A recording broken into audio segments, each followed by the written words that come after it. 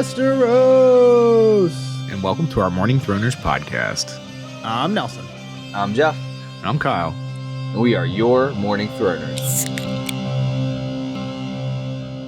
And welcome back to another episode of your favorite Song of Ice and Fire podcast. We are your Morning Throners, and we got Jaime, VII on deck.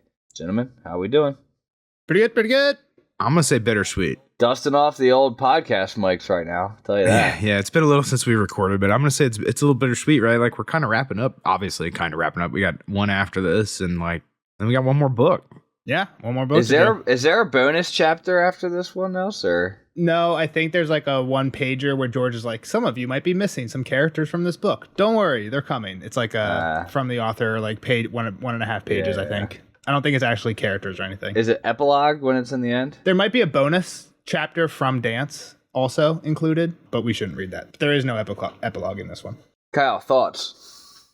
Right? Like, yeah, I feel like this is one that, I could have got, but at the same time, like, I didn't want to believe that Jaime was going to end up in River Run, I guess. It's really where I was at, and that's where my beef or my problem came with the prediction on the last one. But I thought it was a pretty good chapter, right? And we get still this torn man kind of thing where, like, he gives some of the stuff that, like, the asshole Lannister side still comes out, but then, like, he's kind of okay. I don't know. He's, like, trying to do better, at least. It's really weird. So when you said you could have got some of this stuff, what do you mean?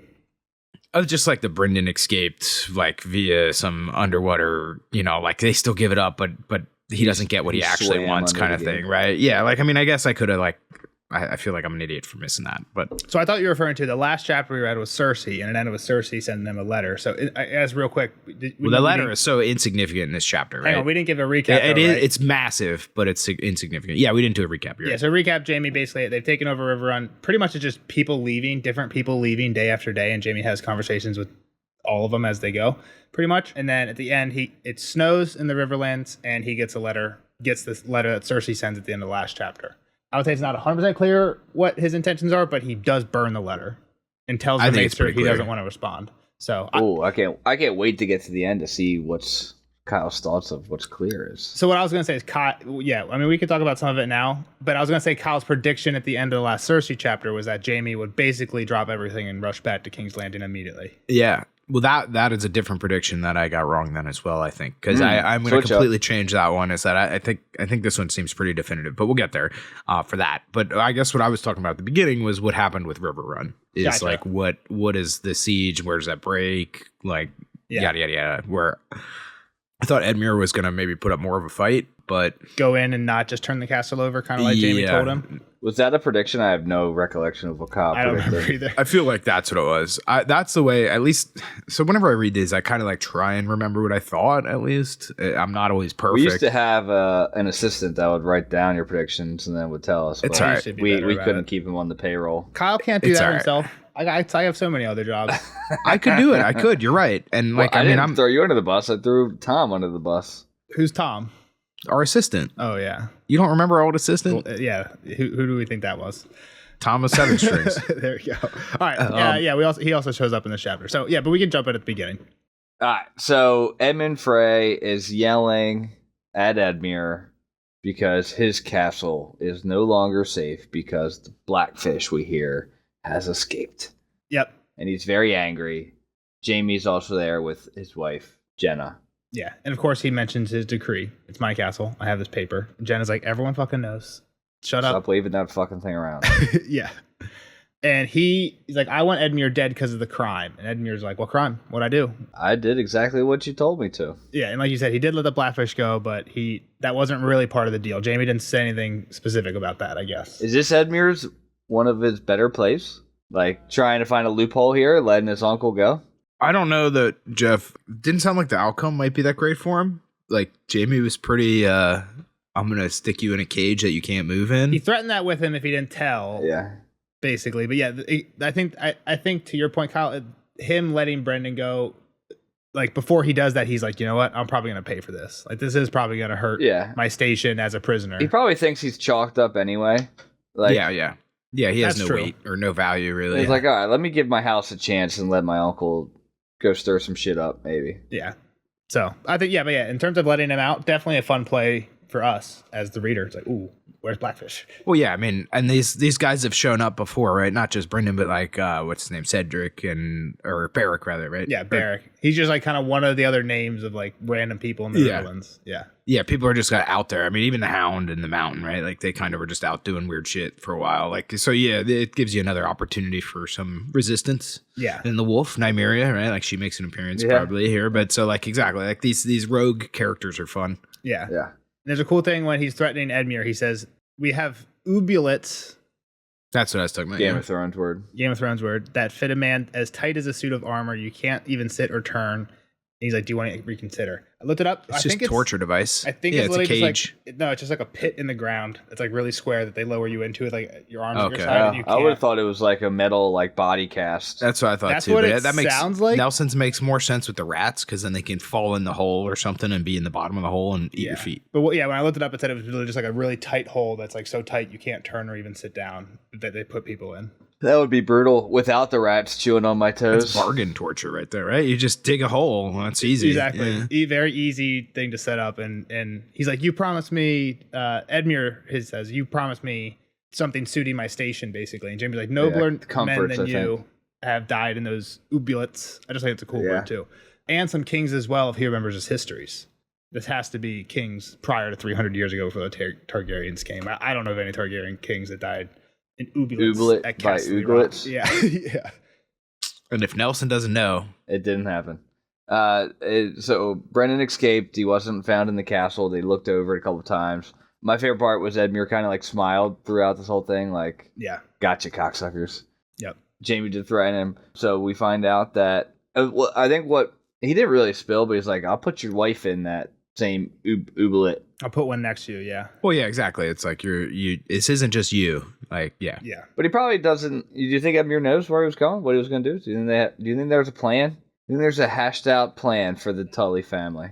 When he threatens that, I don't think Edmure's even told him how he got out yet, right? No, he hasn't. But I'm just saying, like, do you think it's I guess a pointed question, like, "All right, Uncle, you're leaving. Here's what our greater plan is," or do you think he just sent him out to be on his own?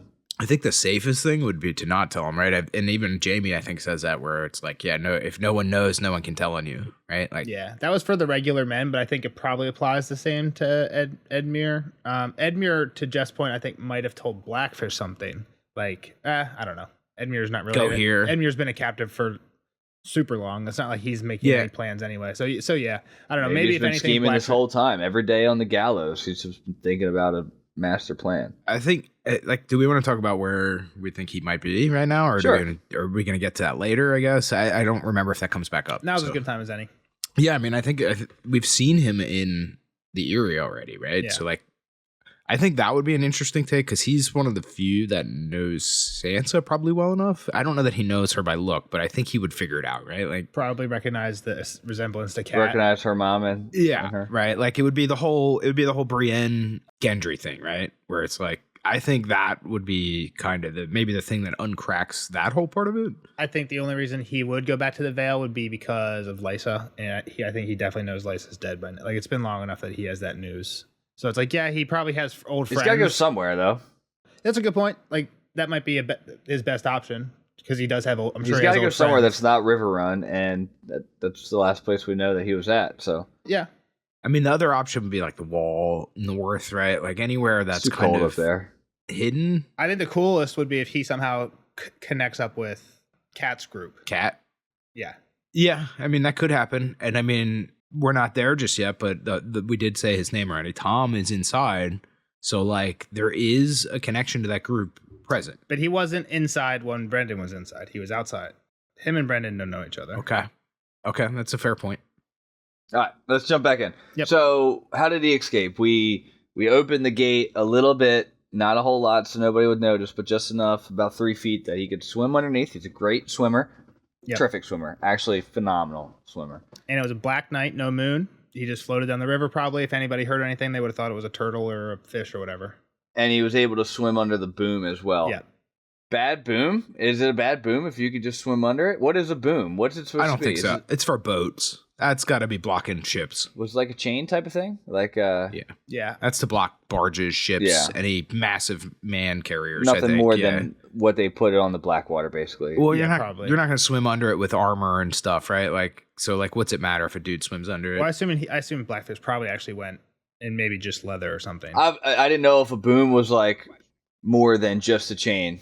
Yeah. But I think Kyle's right. It's probably just for boats. Yeah, like now you can't get out. It's not going to be easy to get out of here. Yep. Yeah. All right. So they didn't even realize he was gone for like a whole day because Edmure was really slow to change the colors of the guard. Yeah, it took a while to change the color, and then once they did, just like changing hands, there was so many prisoners to like take account of. It just took forever. He got lost in the shuffle. Jaime didn't know till the next day. Yeah, and Jaime mentions that he hasn't slept since the castle fell at one point. Like, not that it's a big deal. I thought it was kind of just a weird parallel to I Cersei. think that is a big deal because there is a dream later as well. So, Well, by then he slept like 10 times. This chapter says the next day like 12 times. okay, all right. Well, there you go. So, but yeah, Jaime speaks with certainty, saying the Blackfish will be found. He says he sent Adam Marbrand to search the south side of the river and Dermot of the Rainwood to search the north. I sent you guys the map. I'll probably put the map in the podcast right now. They're going down the river past the end of the Kneeling Man would be the way they're going. Okay. And Sir Dermot is on the north side, and he is who encounters. He comes back later saying he got attacked by wolves. So we hear the wolves are on the north side of this. By a huge pack. Hundreds. Yeah. Which is That the big pack. Nymeria thing I was talking about there, right? I mean, they even said a dire wolf and all that. Yep. Are we there yet where Jamie's like, was that the wolf? Okay, No, yeah, it's go. not. No. But it's interesting because the wolf would be north of this river, right, which is flowing left to right. And the other thing that's north of this river, right north of this river kind of, is Fairmarket. It's actually not right north. It would be a pretty decent ride probably. But we hear about something at Fairmarket a little bit later too. We've actually already heard about Fairmarket. We hear it in this chapter. We kind of see implications of it in the last Brienne chapter. Yeah. You're right. We have seen Fairmarket in a cat chapter in Storm of Swords. I don't know if that's what you're talking about, but I'm talking about last chapter. We brought up Fairmarket. that was the last chapter of Cersei. You're talking about Brienne. I guess, okay, two. Yeah, Brienne. Brienne Yeah. is where Lady Stoneheart had come back from. Yep. So yeah, and it's Ryland or whatever, right? Or Ryman. Yeah, we'll talk about that later with the phrase. But yeah, Yep. just mention it now because we have the map up. Jaime was Yep. afraid to ask the Riverlords to help because they would figured that they would end up helping Brendan instead of actually capturing him. Yep. And it's like, what if he tries to take the castle back? I mean, this is a minus by Emmon, right? Like, defend your shit. Like, Yeah, obviously, you're the Lord now. Like, That's your what problem. if anybody came back to take your stuff? Like, what are you gonna do? Just wave your paper at the army outside? Yeah, exactly. Like, you're afraid of one man. Now, I guess like the only thing would be if there was a bunch of Tully people still working it, and Emmon didn't have anybody to protect him, like his own men to protect him. But he does. He's got more than. Yeah. Sounds like he has more than he needs. Of Yeah, he might two have like loyal 200 or people. Yeah. something. Yeah. Yeah. I was gonna say these guys' names are all too close because you said Emmon and I'm like, well, Edmure, and then I was like, oh wait, no, different names people. are Yeah, the worst part of they're it, all so fucking confusing. Yeah. And this is what Jenna, basically what we just said is what Jenna tells him. She's like, Yeah. if you can't hold it, burn it and go. Let's go back to the rock and we'll just be younger sister there. That's like the best quote of this chapter. And it's She like, shits on him come all the time. It's great. Yeah. So then they leave. Emmon and Jenna leave, and it seems like it's just Jaime and Edmure alone. It might be a squire or something there, but all we hear is Jaime and Edmure. Peck might be listening. And I like this little quote here by Edmure. Jaime's like, "Is there anything else that I should know?" I actually thought this was. I mean, I get it, but it was like, this is what you had, Edmure. You couldn't. This was your last message to him. Yeah, it feels heartfelt. It feels like it's not really as much of a jab at Jaime as it is just like his like honest thoughts in this moment, right? Yeah. I thought there was going to be a bigger drop of a bomb than I just despise you. I hate you. You suck. Like, yeah. Yeah, Could have been good. like, someone's going to kill you. Like, it was. It just wasn't as. Yeah, I'll haunt you through your nightmare. something like, shit I don't that, know. Yeah. My dad'll haunt you in this room. Like, Like it was Jaime just like. still could put him in those ubulets though, so you can't. I guess you can't come at him too hard. You know what I mean? That's the other part of it. It was just like, I love this place so much, and I despise you. I just thought it was going to be a bigger bomb. Read the quote, Jeff. Do you have it in front of you? This was my father's solar. He ruled the riverlands from here, wisely and well. He liked to sit beside that window. The light was good there, and whenever he looked up from his work, he could see the river. When his eyes were tired, he would have Cat read to him. Littlefinger and I built a castle out of wooden blocks once, there beside the door. You will never know how sick it makes me to see you in this room, Kingslayer. You will never know how much I despise you. He was wrong about that. I've been despised by better men than you, Edmure. Jaime called for a guard. Take his lordship back to his tower and see that he is fed.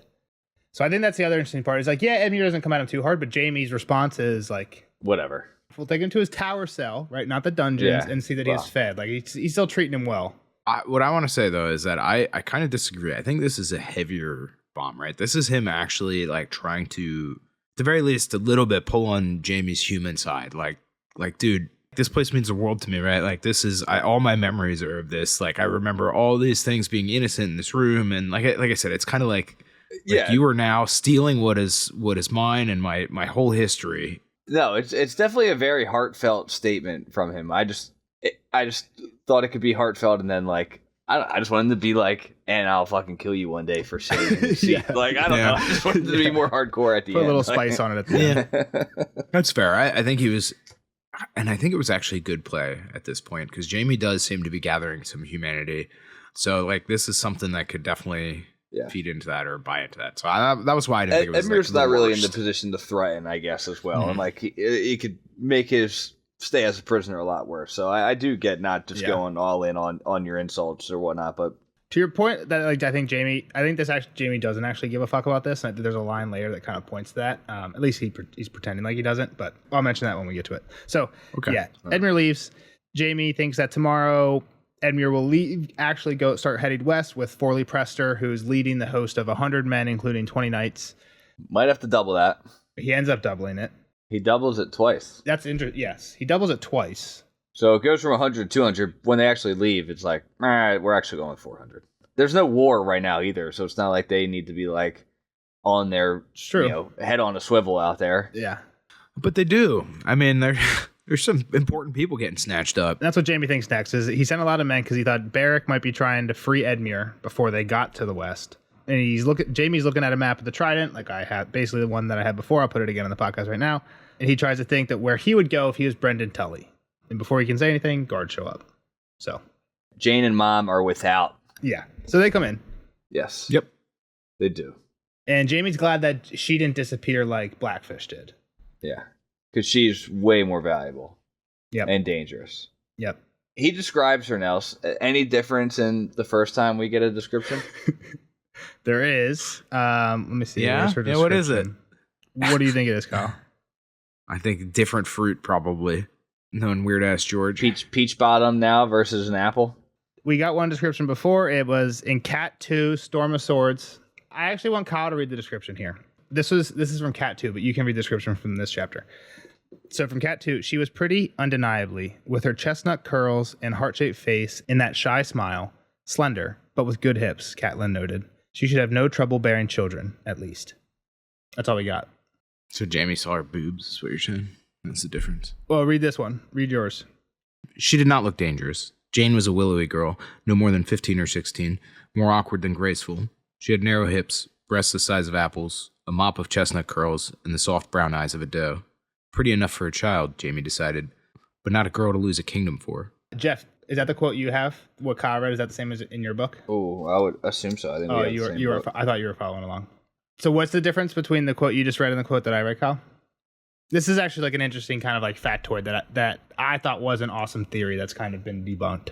Kind of, I guess. She did not look dangerous. Jane was a willowy girl, no more than 15 or 16, more awkward than graceful. She had breasts the size of apples, a mop of chestnut curls, and the soft brown eyes of a doe. Stop. Were you following there?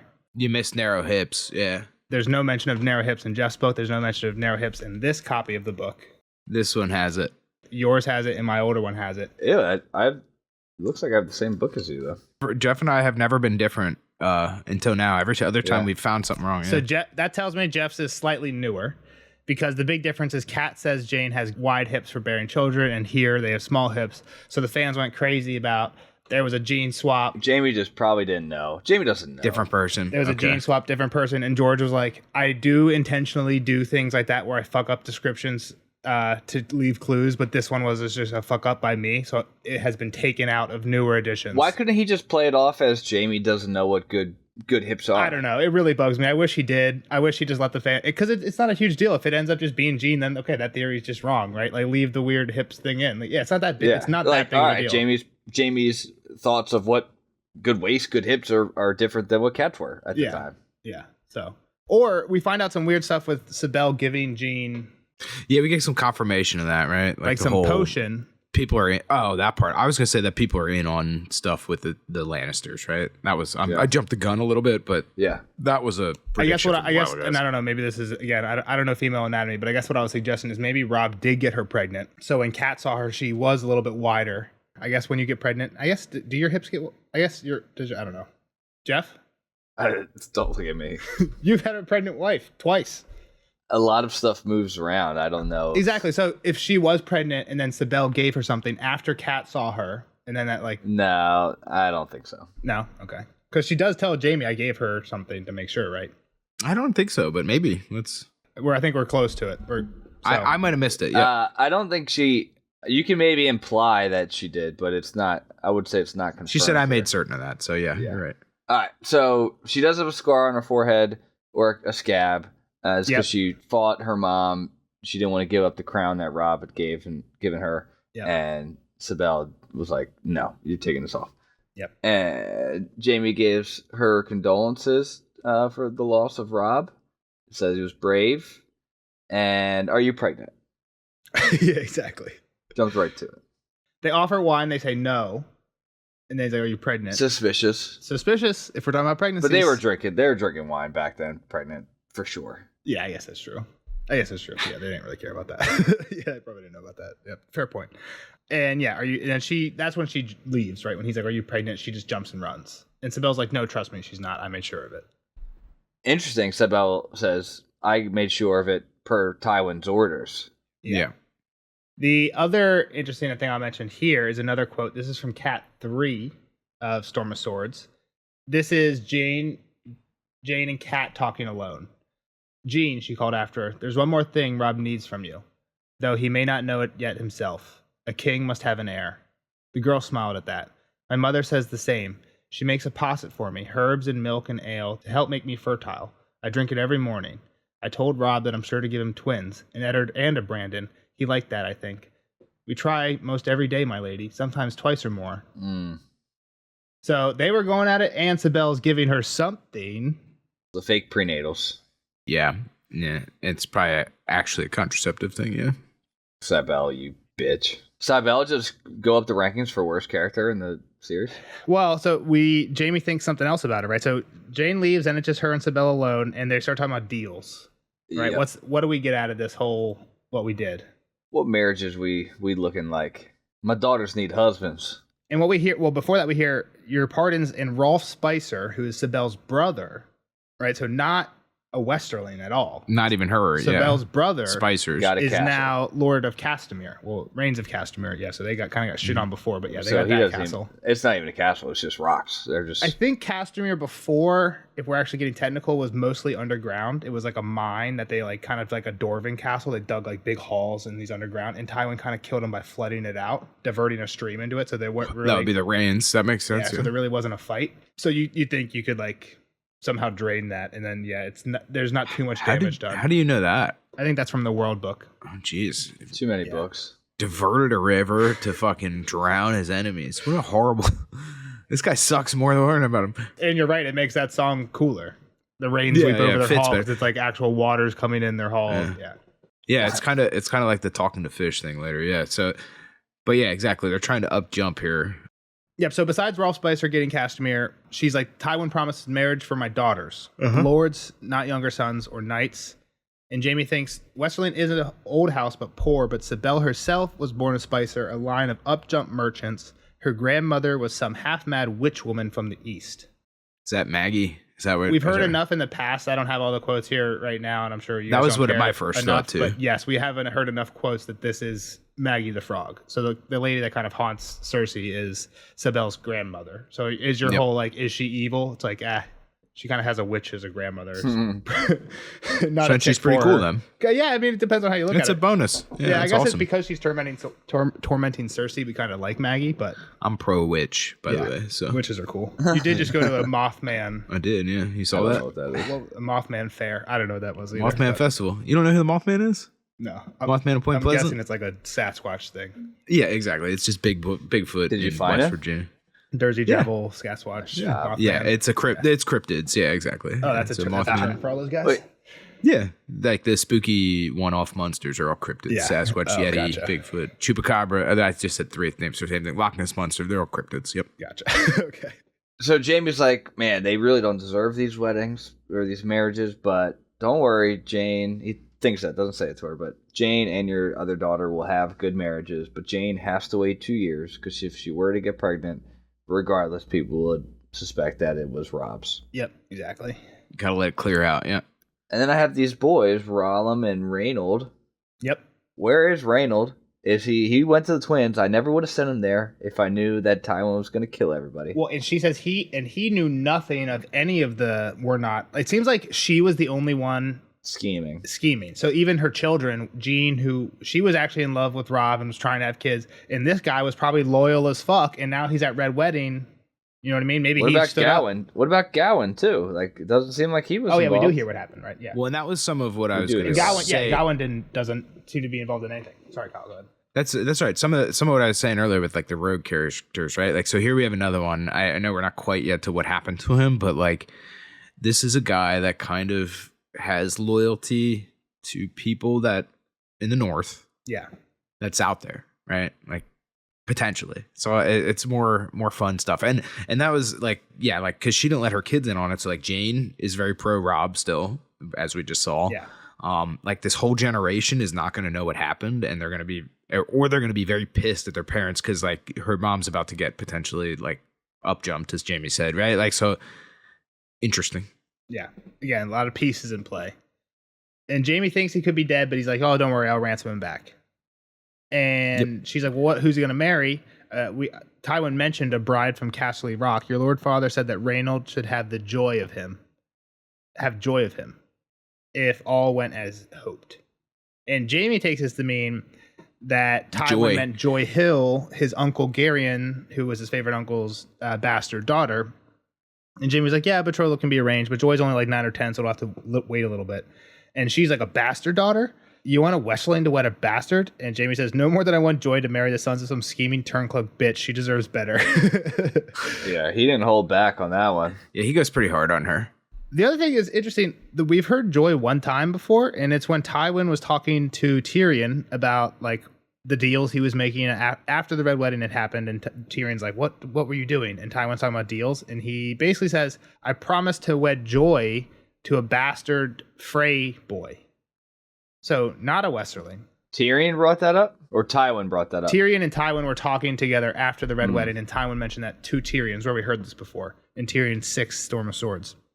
My notes say Tywin talks with Tyrion about their involvement in the Red Wedding. As part of it, Devon and Lancel are to marry Frey girls, and Joy is to marry a bastard Frey. There you go. Yeah, I mean, and she didn't. He didn't hear it obviously, but she didn't capitalize it in her, so I didn't think that she meant that, right? Well, she definitely didn't mean that until that's what Jamie took what she said. Yeah. But yeah, still pretty good. And Jamie just seems to like this girl. Like it's kind of like a niece that he seems to favor. So he's like, fuck you. She was cool niece. Yeah.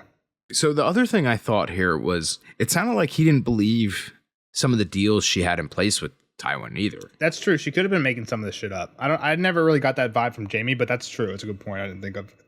I didn't get that vibe reading it.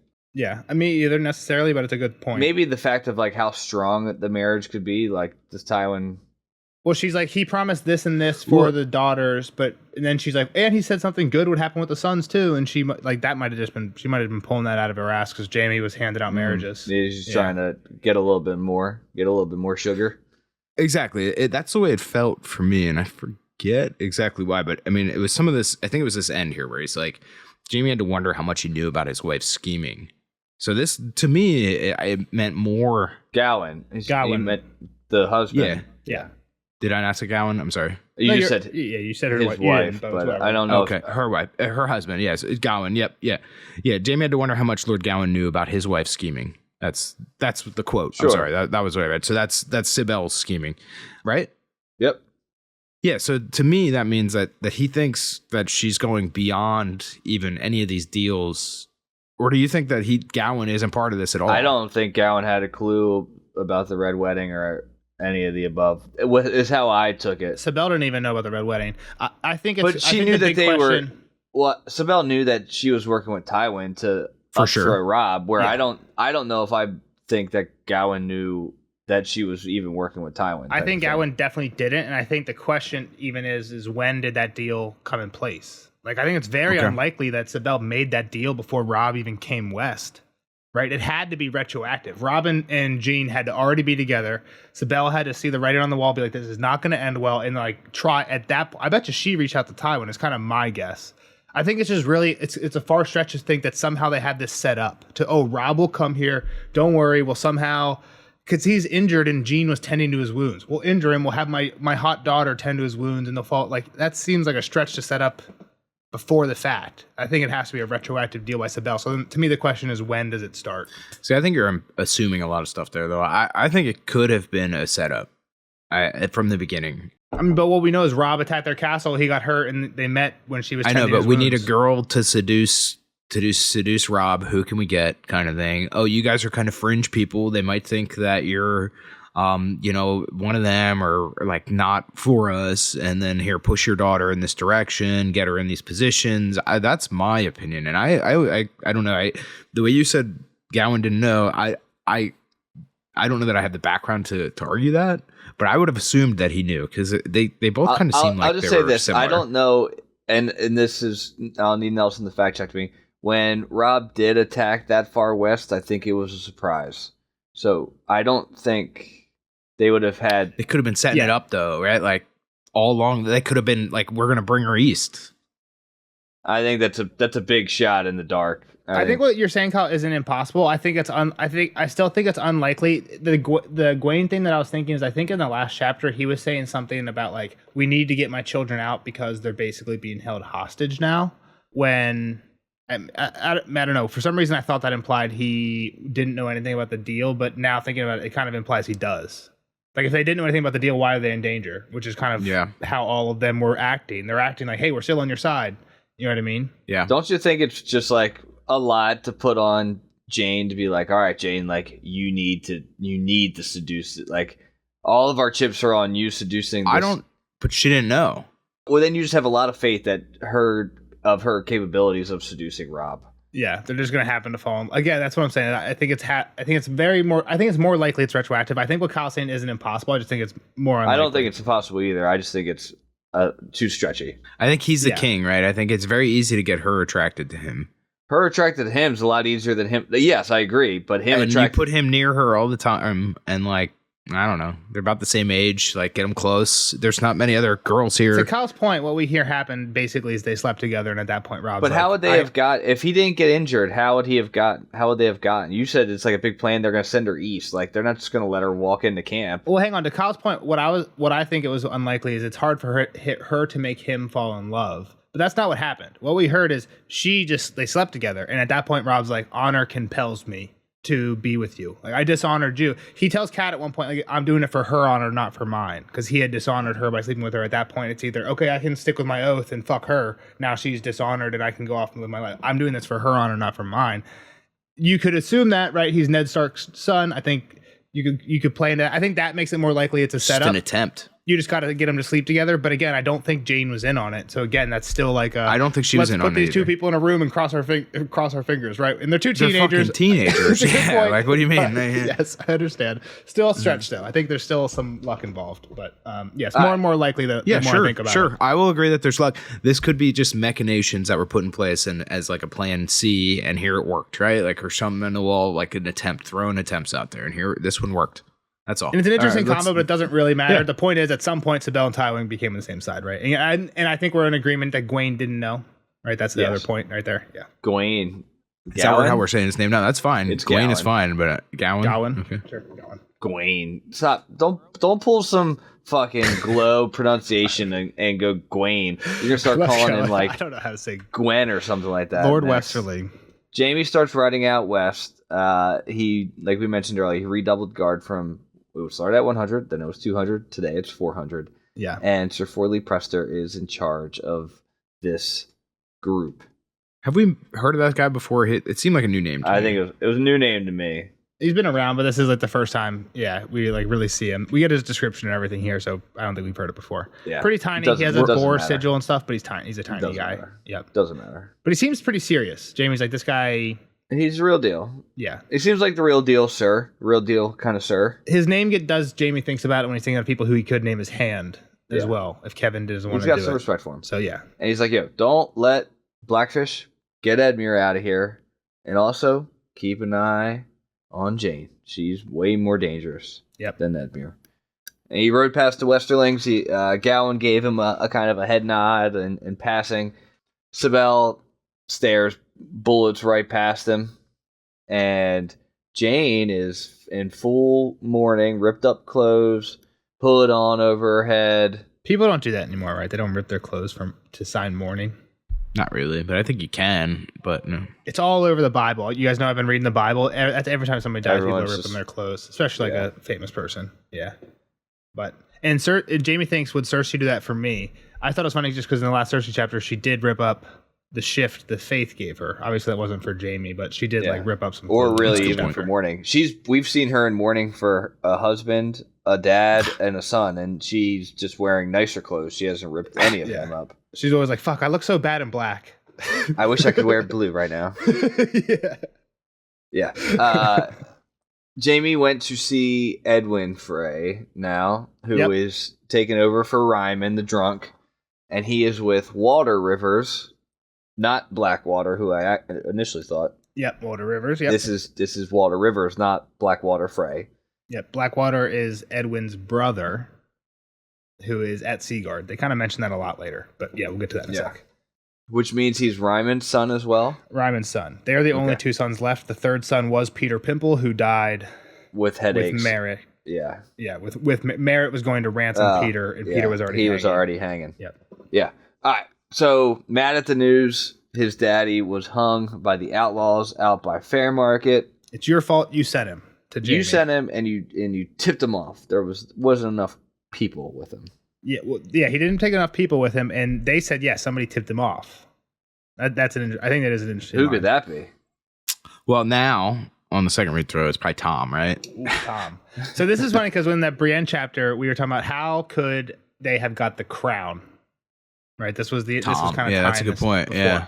Because we had said Jamie told Ryman to leave the crown, and they didn't. And you had said, well, what if they had, at first, I think before we had kind of talked about it and reminded you about the Jamie chapter, you had said, well, they could have like an inside man or something like that. And then we reminded you that Ryman was on his way back when his way back kind of goes through Fairmarket, and that's where Lady Stonehearts come from. And you're like, yeah, no, he definitely took it then. And I was like, well, they could have an inside man. You're like, no, they don't. He took it. I'm like, well, okay, but they do have an inside man, so it could be a little A, a little bit of B. Tom could have been like, yo, he's coming to Fairmarket, and he didn't leave the crown, and he could have took it, or Tom could have just snatched. Yeah, the crown. that's definitely what happened. Yeah. You're an idiot. No, I'm just kidding. Yeah. So, you know what I mean? But it doesn't really matter. Somehow they got the crown, and yes, there's an inside man. Both is true. And Ryman did get fucked up at Fairmarket. So all the things are kind of true at once, which is kind of cool, right? Like Ryman, did they say how many people he had? 3 knights and 12 men at arms. That's not nothing, right? That's 15 like soldiers that the Brotherhood took out. So the Brotherhood, like, again, it seems like they're kind of in rough shape, but they took out 15 Freys and hung them all, right? If you catch it by surprise, you take a couple out before you even start fighting, type of thing. No point. Yeah, while they're sleeping. Yeah, and I mean, this dude was drunk and partying all the time. It wasn't really like another good point. Yep. These were top-notch people. They were just like going home, right? Like they didn't seem like this isn't where you think you're going to get attacked. Yeah, you should be on a little bit of guard with the outlaws around, but they're not. They obviously weren't. They got. Yeah. Yep. So. And Edwin says that I bet my brother had a hand in this, talking about Blackwater. He says he allowed the outlaws to escape after they killed Merritt Frey and Peter Pimple, and this is why. So I guess Blackwater's been around this area. They killed Peter Pimple and Merritt are in this area. He thinks that Blackwater let them get away, knowing that eventually Ryman would be coming through, and they'd be, again, this is just getting, the assumption is just getting Blackwater closer. The heir. Yeah, the heir, right, exactly. Because Ryman was heir, now it's Edwin, and Blackwater would be next. Blackwater's the one that was sleeping with everybody too, right? Yes. Yeah. Yeah. All right. I'm starting to know this Frey tree. Some of the phrase, yeah. It's also getting thinned out, which helps. So now some of them are dying. I mean, I just remember Blackwater was called that because he was like nobody liked him, right? Yeah. Like, he was like bad-tempered, yeah. kind of dangerous, yeah. Yep. Yeah. All right. So Jaime changed something like, sorry for your loss, but King Tommen's going to need all of the captives from the Red Wedding back immediately. Yep. Exactly. And he's like, well, my grandfather's going to want some recompense. The one funny line that I'll say here is that we kind of jumped over real quick is when they're talking about the Blackwater thing, Edwin says, someone told. And then he's like, Blackwater has spies in my camp. And Jaime's like, you probably have spies in his. That's why you're saying that. But I just thought the someone told line, I think that's just funny because that's the RAN in The Princess in the Tower. How do they know? Someone told. Someone always tells. Yeah, someone always tells. Yeah. So yeah. How did they know? How did they know he was coming? Someone told. Well, someone always tells. We know that. And then in this situation, it was Tom. Right, probably. Was it? We don't know for sure. It could have been a spy from Blackwater's camp, but we don't think Blackwater's actually connected to the Brotherhood Without Banners at all. So Yeah, probably Tom. I'm pretty hardcore on the Tom, probably. yeah. All right. Well, so what were you talking about? That someone told, someone always tells. I forget that exactly. That was when Arianne tried to get Marcella out and make her queen. Okay. That's right. Yep. So that line just kind of jumped out to me. I forgot who Arian. I was thinking of Elaine. Yeah. I was thinking of Elaine. That's these names are all too close. Yep, exactly. So anyway, go ahead. I'm on board. So I think that the most important topic that gets brought up here is what happened to Reynold Westerling, and they're like, he's probably swimming with the fishes right now. Yeah, Kyle, read that quote. What happens to him? Wayland demanded his sword, and he gave it over meek enough. But when the crossbowmen began feathering the wolf, he seized Wayland's axe and cut the monster loose of the net they'd thrown over him. Wayland says he took a quarrel in his shoulder and another in the gut, but still managed to reach the wall walk and throw himself into the river. He left a trail of blood on the steps, said Edwin. Did you find his corpse afterwards? Asked Jaime. We found 1,000 corpses afterwards. Once I spent a few days in the river, they all look much the same. I've heard the same is true of hanged men, said Jaime before he took his leave. Which is funny because we heard that all of Ryman's men who went north and got killed at Fair Market were all found hung. So when he's basically like, who cares? They all look the same after they've been dead a while. It's like, okay, yeah. So your fucking family who just got hung. See ya. Deuces, Frey family. Yeah, so this is kind of the Torn Man thing I was talking about, right? Like even earlier he mentions like the Cersei, would she cry for me or something like that? I forget what it was. And like, so he like still seems concerned about her. He's still being kind of bitch ass Lannister. Well, not bitch ass, but like he's still being like evil Lannister kind of thing. But then we get like towards the end, and it feels like he changes a little bit, which is cool. Cool chapter. Yeah, there's some cool analysis of these, like how Jaime's thoughts to himself change over the past like couple chapters. There's a point where he's basically like, I don't know. He has a dream in the last Jaime chapter where he's killing Cersei. He's like punching her face in like Gregor did to Pia, and her teeth go shattering. And then he wakes up and he's like, I need to get back to King's Landing. I need to take River on ASAP so I can get to King's Landing. But once I get there, I don't know what I would do.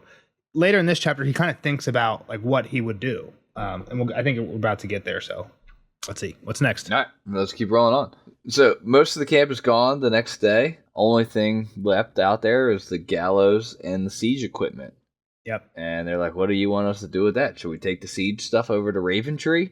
Deal with Lord Tytos out there? Jaime's like, I'm not going to need that. I'm gonna deal with him myself. And Burn Devin's like, oh. Because he's talking to Devin now. I like Devin, the cousin. He's like, oh boy, nice little single comment. That'll be good. He's like, so you don't do that, Jaime. He's an old man. He can't take you. And Jaime's like, yeah, but he's got two hands. Jaime doesn't say this, but he thinks he got two hands. Yeah. Then he goes to fight with Ilyn Payne. Does pretty good. I think does George he do pretty good, or does he do a little bit better? I think George has a crazy I was reading a different George book, and he talks about running half a kilometer, and it takes like 3 hours. I think George has like a really horrible idea of like how long physical activity takes. He says they practiced for 3 hours. It was one of his better nights. If he was fighting for real, he'd only died twice. If Jeff and like say two equal fighters fight for 3 hours, you're each gonna die like 200 times. You know what I mean? Like if you're sparring with somebody, you lose that round like in 3 hours, a ton of times. Even if you're equally matched. 3 That's hours a long time to be is sword too long fighting. to just keep continuously fighting. You and need Jaime lost twice in 3 hours. He is the best fighter ever, if that's true. Like Jaime might have just a crazy conception of like, oh, I'm so bad because he was so good before, but he's still like the best. You know what I mean? Like 2 times in 3 hours is nothing. He's That's like, good context to put it in. and he's like, on an average night, I would have died 6 times, which is still nothing. Being able to fight for 3 hours is ridiculous. Yeah, I guess there's breaks in there. Just think about swinging a sword for 3 hours and getting hit and probably punched a little bit. And dude, it's crazy. We barely practice football for 3 hours, and think about all the breaks we would get. Exactly. Like how many if you're doing offensive line one-on-ones versus D-line, how many times if you do that for 3 hours straight, how many wins are you going to have? And how many losses you're going to have? And you never even stop. You just keep snapping the ball. Like there's no reset, really. Well, I don't think that's what they're doing. I'm sure there's breaks. They don't even snap the ball. The play just keeps going. Yeah. You get tackled, you get back up, and you just run the other way or whatever. Yeah. So after they're done fighting again, it doesn't really matter. I just think the numbers don't add up. But then they drank wine, and they start talking about the Lady Cersei.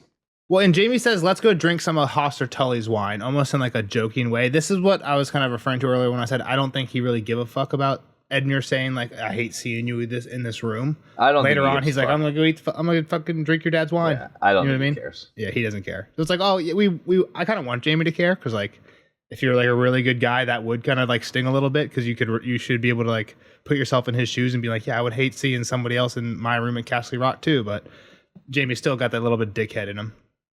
Let me say that I don't know that I meant it like was the final straw, but like all this stuff essentially, right, is what might bring Jaime back. So it might eventually eat ahead of him. Yeah, he's on his redemption arc for sure. But so that's kind of what I'm getting at, right? Like it's not like one of those like flip the switch kind of thing. Someone's It's going to gotta take a drink the lot wine. of people. it's true. Like it's going to take a lot of people essentially pleading with his humanity for him to change anything. So this is kind of Hoster's not going more back of it, to right? drink it.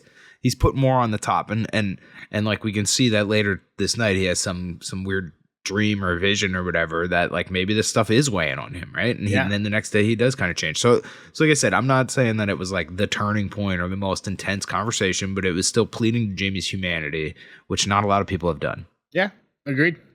Yeah, again, I think everybody agrees he's on some redemption arc, different opinions on how far along and all that stuff. But Yeah. All right. So he starts talking about Cersei, right? And how sweet it was kissing her. Well, and who is he talking to? He kind of we mentioned it, but like it's kind of funny. He does this thing every night where he just like goes and hangs out with Ilyn, drinks. Ilyn can't talk back, and he just like lays it all out. You know what I mean? Lays out like the biggest spoiler. Again, I think it's the stupidest thing. Jaime's literally going to therapy with Ilyn. Ilyn's got to know how to scratch something out, charade it out. Yeah, for charade it out, write it out, and like you're just dropping the biggest bomb ever. It also seems like he doesn't care enough though. He's kind of like his room was full of shit and like wine bottles. Like he's just along for the ride. He's just like he's got the job he wants. He's just chopping heads and drinking wine. Yeah, and now he gets to fight a little bit every night. He's in there. He's hanging out with some pretty important people. Like, but just think he could think if he did want a better life, he could just walk over to Mace Tyrell's room, charade this out, and then bam, you're Lord of the Castle somewhere. Well, yeah, or like say Dany showed up and he goes over to Dany and he's like, "Yo," charades it to her in just return for like, "Give me Castle Rock, give me more, and I'll give you all more this places dirt shit, on more Jaime. rooms to shit in." Yeah, so like something like that for sure, I could see. Yeah. Yep. But you can fill all the oubliettes with shit, and then put Jaime in them. Man, how sweet it is to kiss my sister Cersei. My brother Tyrion used to tell me that the whores never kiss you. Do you think Cersei's kissing the Kettle Blacks? Hang on. What Kyle just said about filling the oubliettes with shit just reminded me of a joke that my dad used to tell when I was a kid. It was this guy goes to hell, and there's 3 levels to hell. And he's like, you only get to change levels twice. And he goes to the first level, and it's a bunch of guys standing on their heads, and it's a brick floor. It's like, and you just got to do it forever. He's like, this kind of sucks. So he goes down 1 level, and it's a bunch of guys standing on their heads on a wooden floor. He's like, that's a little bit better. He's like, I'm going to try one more time. And he goes to the 3rd floor. And it's a bunch of guys standing up to their waist and shit, drinking coffee. He's like, you know what? I can do this one. But he goes in, and after 2 minutes, a whistle blows, and somebody yells, all right, everybody back on your heads. It's coffee break. Yeah. Come on, Jeff. You don't like that one? I couldn't tell you. That was a dad joke. Jeff should save that one. Yeah, put that one in the pocket, Jeff. That's a good one. If you would have gave that in player meetings, it would have been crickets. I need to get a laugh track for... Where's the Discord laugh track? Yeah. All right, sorry. Kyle was just talking about the oubliettes and the shit. I was just making me think about that. Good. I mean, yeah. So he's like, hey, I really liked kissing my sister Cersei. She was the best. My brother Tyrion told me that whores don't actually kiss when they're doing the deed. Do you think Cersei's out there kissing the Kettle Blacks? Yeah. Well, it's funny because he's thinking Osmond Kettle Black. He doesn't think the Kettle Black. He thinks Osmond Kettle Black. But what we know is It's Osney. Osney. Well, it could be both. But Maybe we both. know for sure Osney. Osmond is the brother. Yes, the white cloak. Kingsguard. Yeah. Yeah. And Osney is the one that's currently chained Being up. tortured. Yeah. Jamie doesn't think about him at all, though. He's thinking about the white cloak because that's one that Tyrion said. Well, I thought Osmond was the one that first got it. Osmond's the white cloak. I know, but I thought he was the one that was already with Cersei, and Osney was the one that was like, no, you owe it to me. It's my turn. Osney is always with Cersei, but that's because he's in the Kingsguard, so he's kind of just like always near her. Osney got assigned to be near Marjorie because she was trying to get Osney to sleep with Marjorie. So Jamie probably never saw Osney and Cersei together, but he did see Osney. I don't know if that's what you're talking about. Osmond. You keep saying Osney for everybody, just for the record. You went through that whole thing saying Osney the entire time. Osmond is with Cersei because he's in the Kingsguard, so he's Yeah, but I think he's the one I thought he was the one that we already assumed was sleeping with Cersei. Osmond. Yeah, up until recently. Just I think mainly because Jamie says it every but chapter. then Osney was like, now it's my turn. I thought that's what he said. Like, now it's my turn to sleep with the queen. And it seemed like it was more of like, I've heard my brother's gotten all these things, so now it's my turn. But that was how I read it. The implication was that he did something before for her. She's like, the deed you'll do this time will be even more than before. And then we found out that it was him killing the High Septon was the thing he did before. I think the implication is that she slept with Osney at least once before to make him kill the High Septon. I think it's very possible she has slept with Osmond, but we don't know anything about that. Gotcha. If it's That's the fair. case. Except for that's what Tyrion said. I mean, obviously their names are very confusing, so it's hard to keep them apart. She probably did not sleep with Osfrid, though, just to be clear about that. The dad. No, was that's on the the boat? third brother. The dad is... Osmani. He's with Ozymandias. He's the guy with Littlefinger. I forget his name. Mm-hmm. Osmos. Osmosis Jones. I don't know. Oswell. Yeah, Oswell. of course We were close. Oswell. We were close. And he's like, well, he just thinks, man, I should geld him and send him to the wall. Like Lucamore the Lusty. Yeah, there's a history lesson here. Which we have heard of a few times in this book. That's who Ares Oakheart was thinking about. He's like, oh no, I'm shaming myself sleeping with Arianne Martell. I'm going to do the Lucamore the Lusty deal. I think Jamie mentioned a little bit of history here. He's like Lucamore the Lusty. Osmond's brothers wouldn't take kindly to that, though. Now he's thinking of Osfrid and Osney. Brothers can be dangerous, and he thinks that after Aegon IV put Terence Toyne to death for sleeping with his mistress, the brothers Toyne tried to kill the king, but were stopped by Prince Aemon the Dragon Knight. This is a bunch of crazy history. Aemon IV is the one that's sleeping around with everybody. Aemon the Dragon Knight is the one whose history, because he's supposed to be in love with the queen. He was like in the Kingsguard, Aemon the Dragon Knight at one point. Again, that history doesn't really matter. I'm sure there's a connection if you're going deep and theme-wise to Jamie, but because there's Kingsguard. Tangled web. It's talking about the Kingsguard. King married to the sister actually in love with the Kingsguard, I think is kind of the connection there. But then Jamie's like, no one's going to mistake me with Prince Aemon the Dragon Knight, basically. He's like, it's all written down except what I'm supposed to do with Cersei. And Ilyn's like, fucking kill her. Finger crossed. Chop her head off. To Jeff's point, he's doing little charades. And let me do my job. Yeah, right. He's actually pretty good at charades. There we go. He's got it in his back pocket. And he's like, nah, I can't do that. Tommen mean too much to Tommen. He's lost enough already. Can't lose his mom. Exactly.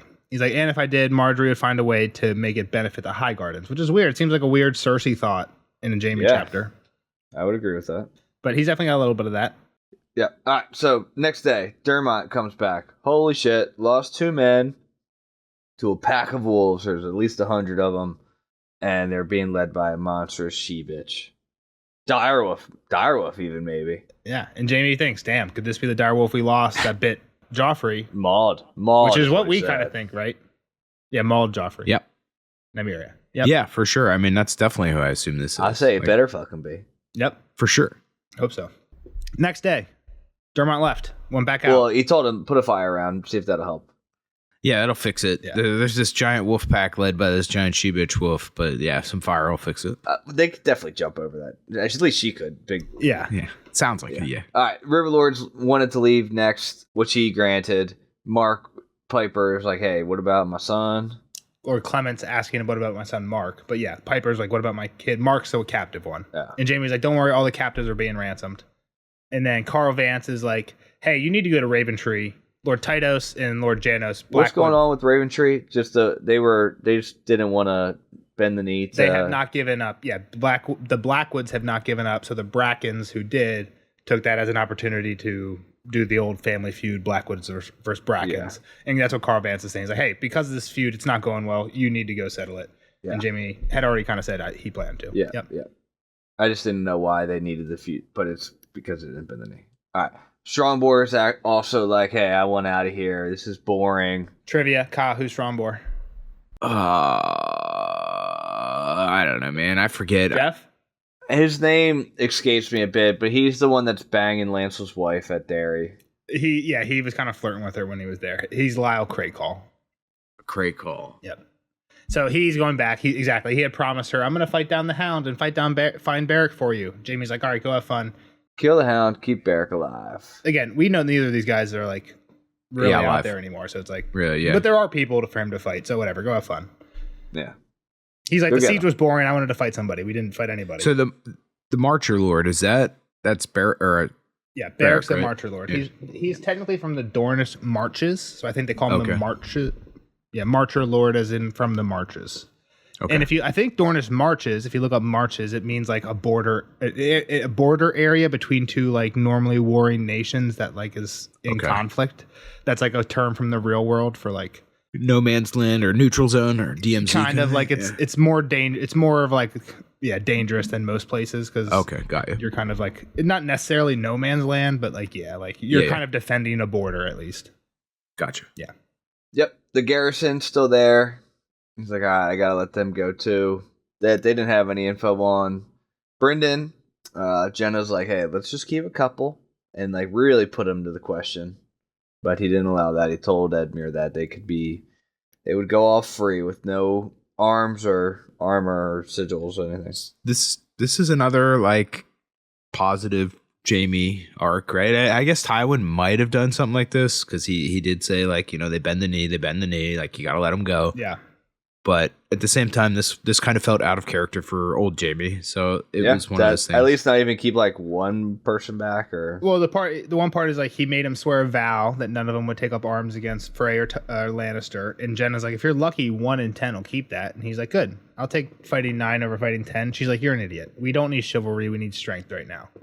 So I don't know. Again, it's like I like seeing it, but I could also see it come back to bite him. Like both sides of the coin. The Brendan Blackfish. I mean, they don't have arms or an armor, but that is an obstacle. But you could see like in a month from now, somehow Blackfish showing up with like this entire army. Just now he's on the outside, you're on the inside. You know what I mean? Like that doesn't seem like too far fetched. You're right, but at the same time, like just killing them all isn't the right answer either, right? That's the hard part about this whole thing. Sure, yeah. I'm not saying I don't know the answer. Plenty of bartenders.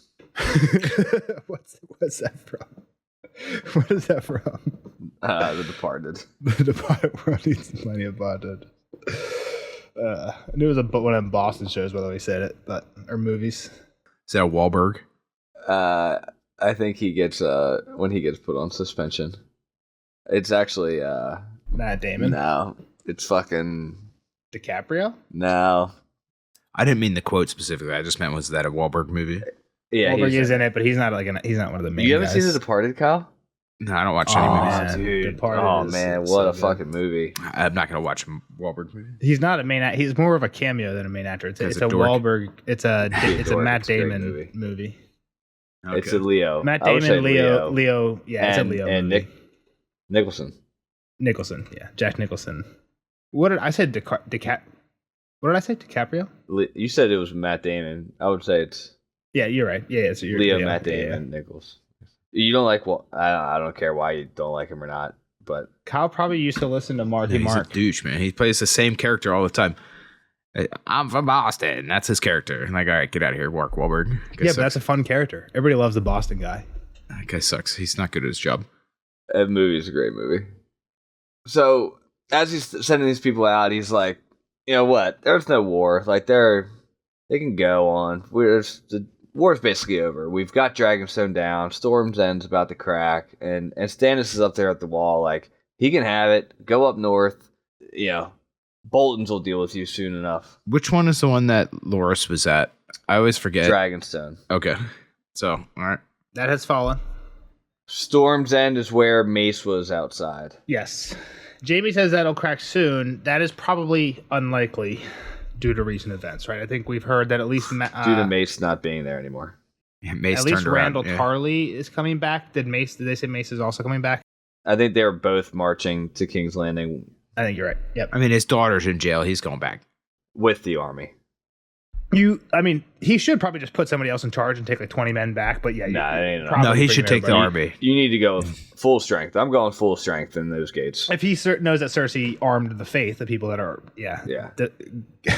Brittany and his daughter, then yeah. Even if he doesn't, I think he better go and be pretty pissed off with the full force. Yeah. So then he's like, all right, last thing I really got to do is find Blackfish so I can go back to my son, Tommen. And before the son Tommen thing, he does mention Stannis. I think you said this. Stannis is up at the wall, and he's like, the Northmen aren't going to like him any more than the Storm Lords did. If Roose doesn't kill him, the Winter would. And it's just kind of cool. The Winter would kill Stannis. We'll see. So then, yeah, he's thinking, my place is with my king, with my son. Would Tommen want to know that? The truth could cost the boy his throne. It's a big question. Would you sooner have a father or a chair, lad? Jaime wished he knew the answer. He does like stamping papers with a seal. I think the implication there is Jaime hopes that Tommen would rather have a father than a chair. And Jaime just wants to go home and say, hey, Tommen, I'm your dad. Let's get out of here and let's go play catch in the backyard. That's definitely what he's hoping for here. Yeah. Like, fuck this whole king thing. Yeah. But then I think he's like, yeah, Tommen wouldn't go for that. He likes stamping papers with a steel. So kind of interesting because we've heard Jaime talk about Joffrey before. Right, he's like, Joffrey was never my son. I didn't give a fuck. Like, when he learned the news that Joffrey was dead, he's like, fuck that kid. What is that to me? Yeah. But here, Who he's cares, definitely yeah. like trying to like... Well, yeah, he even says, like, she's going to turn him into Joffrey. Yeah. Like, I need to get him and free him. Yeah. Yeah, this is interesting, too. Jaime isn't sure he could make Tommen believe him. Cersei would insist. So this is... If Jaime did tell Tommen, I'm your dad, he thinks Cersei would be like, no, he's fucking lying. Don't believe him. That's not true. Yeah. He's like, I got to get him from Cersei's clutches. So to me, like... In the last couple of Jaime chapters, she's like, I don't know what I would do if I got back to King's Landing. Would I love Cersei? Would I kill her? Here, it seems like I'm just done with her. Like, I would try and get her out. Like, I'm not going to kill her. I'm not going to fucking sleep with her. I'm just going to try and get her from Tommen. Kind of what everybody else, what we Get want. this thing back under control. Yeah, get under control. Exactly. He's like, who could be hand? I can get Kevin back because Cersei will be gone, maybe. If he won't do it, Forley Prester, Lyle Craigcall's dad, Lord Roland Craigcall. And if the Tyrells don't want a non-Westerman, we could pick Mathis Rowan, or we could get Peter Baelish. Maybe even Littlefinger. He's pretty good. He's actually the perfect hand. He's the perfect guy. Well, he's clever, but too lowborn to be important. So, yeah. Yeah, like, what an idiot, right? Everybody's underestimating him for sure. Jaime. Yeah. He's also the Lord of Harrenhal now. So, like, he is one of the 7 high lords of the 7 kingdoms. So, like, yes, he was born lowborn, but most people would argue at this point he's highborn. Like, most people, like, the His things kids that would be, apply to yeah. lowborns, like, people would want to marry him and things like that. You know what I mean? So, What I was going to say is, like, half of Jaime's job is done already, too. Like, Cersei's already taken away from Tommen. Like, yeah, he might read that letter and be like, you know what? That was easy. yeah. True. Yeah. So, yeah. It seems like that's his plan. It's like, when we get back home, we're setting things right. We're getting Cersei, not in a violent way, but we're putting things back on track here. Yeah. All right. So the garrison left all but 2 people. Desmond Grell and Robin Ryger decided that they would rather take the Black than leave the Riverlands. We've heard of both these guys before in cat chapters. Desmond Grell, Master Vard. Robin Ryger, I think, is funny. I wish there would have been a little dialogue between him and Jaime, because he's the one who goes after him and Brienne on the boat. Or Brienne pushes the boulder off and crushes the boat. Like, he was the one that him and Jaime were yelling back and forth a little bit on the boat. He's like, yo, suck my dick. Basically, Jaime when they're getting away. You know what I mean? Like, so Robin Ryger here, it'd be, I'm sure they could have, I had something. George could have put a cool, like, paragraph of dialogue in between these guys. Like, hey, got away, suck it. You know what I mean? Type thing. And to escort them up to Maidenpool, Ralph the Sweetling put back in charge. Yeah, of a group. Of a little job. Yeah. But Jaime's like, if you fuck it up, I'll make what Gregor did to Vargo Hoat seem like a jolly lark compared to what I'm going to do to you. Oh, boy. Jolly lark. Great phrase. I'm start using that. Yeah. Yeah, sure you will. As like, no, in sarcastic way. Like, instead of like, oh, good joke. Like what Jeff basically gave me earlier with my joke. Like, oh, Gotcha. jolly lark. All right. So Edmund takes his time now to speak to all of his River Run people. And blah, blah, blah, blah, blah. I'm the guy. Look at my paper. Listen to me. And Jaime sees the singer that he stole from Ryman's camp Yep, has made it inside the walls. exactly. Thomas Evans. We come out at the end, but yeah. Did he it's change Thomas his Evans. name? Seven Streams? He's from Thomas Seven Streams. People call him Thomas Seven Strings because of his lute. He's said this before. Yeah. There is a place called Seven Streams where he's from. So that's, yeah, okay. The girl that Lancel married was previously married to Tom's cousin, Pate of Seven Streams. But yeah, he's Thomas Seven's double meaning because he's from Seven Streams and of the Seven Strings. Okay. I didn't know if he was changed his name just for like To joke with Jamie. To or hide whatever. purposes. Yeah. No, I think this is legit. Yep. Yeah. Hey, it's like, so what are you doing here? Why didn't you go back with the phrase? He's like, well, I'm kind of with the phrase still. That guy's a Frey up there. Yeah. Well, this is where he says, I'll write a song about this speech, and I'm going to call it Talking to the Fish. That was a funny name for that one. Yeah. That was, Better than Nelson's joke. I don't fully get it. Like, Yeah. what do you mean? he's talking to the Tullys, The river, yeah. the River Run people Riverlands. who got left over. Yeah. So is part of Emmons 200 people River Run people? Part of these people here are definitely River Run people. That's what he's Well, doing. hold on. We heard that everyone just got set free except for 2 who were going to the wall. It says, more days passed, Lord Emmond assembled all of River Run in the yard, Lord Enmir's people and his own, and spoke to them for close on 3 hours. So I don't know what to tell you. Right okay. here. Yeah, you're right. You're right. I just missed that. I had assumed because he said only 2 wanted to stay, but I guess that was just like the fighting men. This is probably like cooks and stuff, right? Yeah, exactly. It's stable boys, servant girls, smiths. I guess that's not nothing. Like if Blackfish does show up in a month with an army outside, you wouldn't want the cooks and the fucking janitors to be People on team, Yeah, the other team, yeah. exactly. So yeah, that's a good catch. I didn't really think about that before. Yeah. But yeah, Tom's basically like, I'm gonna try and stay here. Like, Yeah. Well, if you're going to stay here, you better please my Aunt Jenna. She's the one that you really need to worry about. So, Which, sing like, yeah, songs this she is likes. this is Jamie feeding him some vital information, right? Like, this is like, get close to Jenna. Like, she's who you need to talk to, and if you're looking for information, she's the one. But Jamie doesn't know that. It's what he's telling her. yeah, how he's gonna stay here. And kind of what I was saying earlier is if somebody does show up with an army outside, Tom is probably is the worst person you want inside out of everybody, even more than all the cooks and whatever. Well, he's probably part of why the army is there. Exactly, it's my point. Yep. So you don't want to give him info to your point. Yeah. Tom's like, wait, not you? What do you mean your aunt is the best person to win over? Why isn't it you? And he's like, well, I'm leaving. And he's like, oh, that's a shame. I know more songs than the Rains of Kashmir, and I could have played them for you.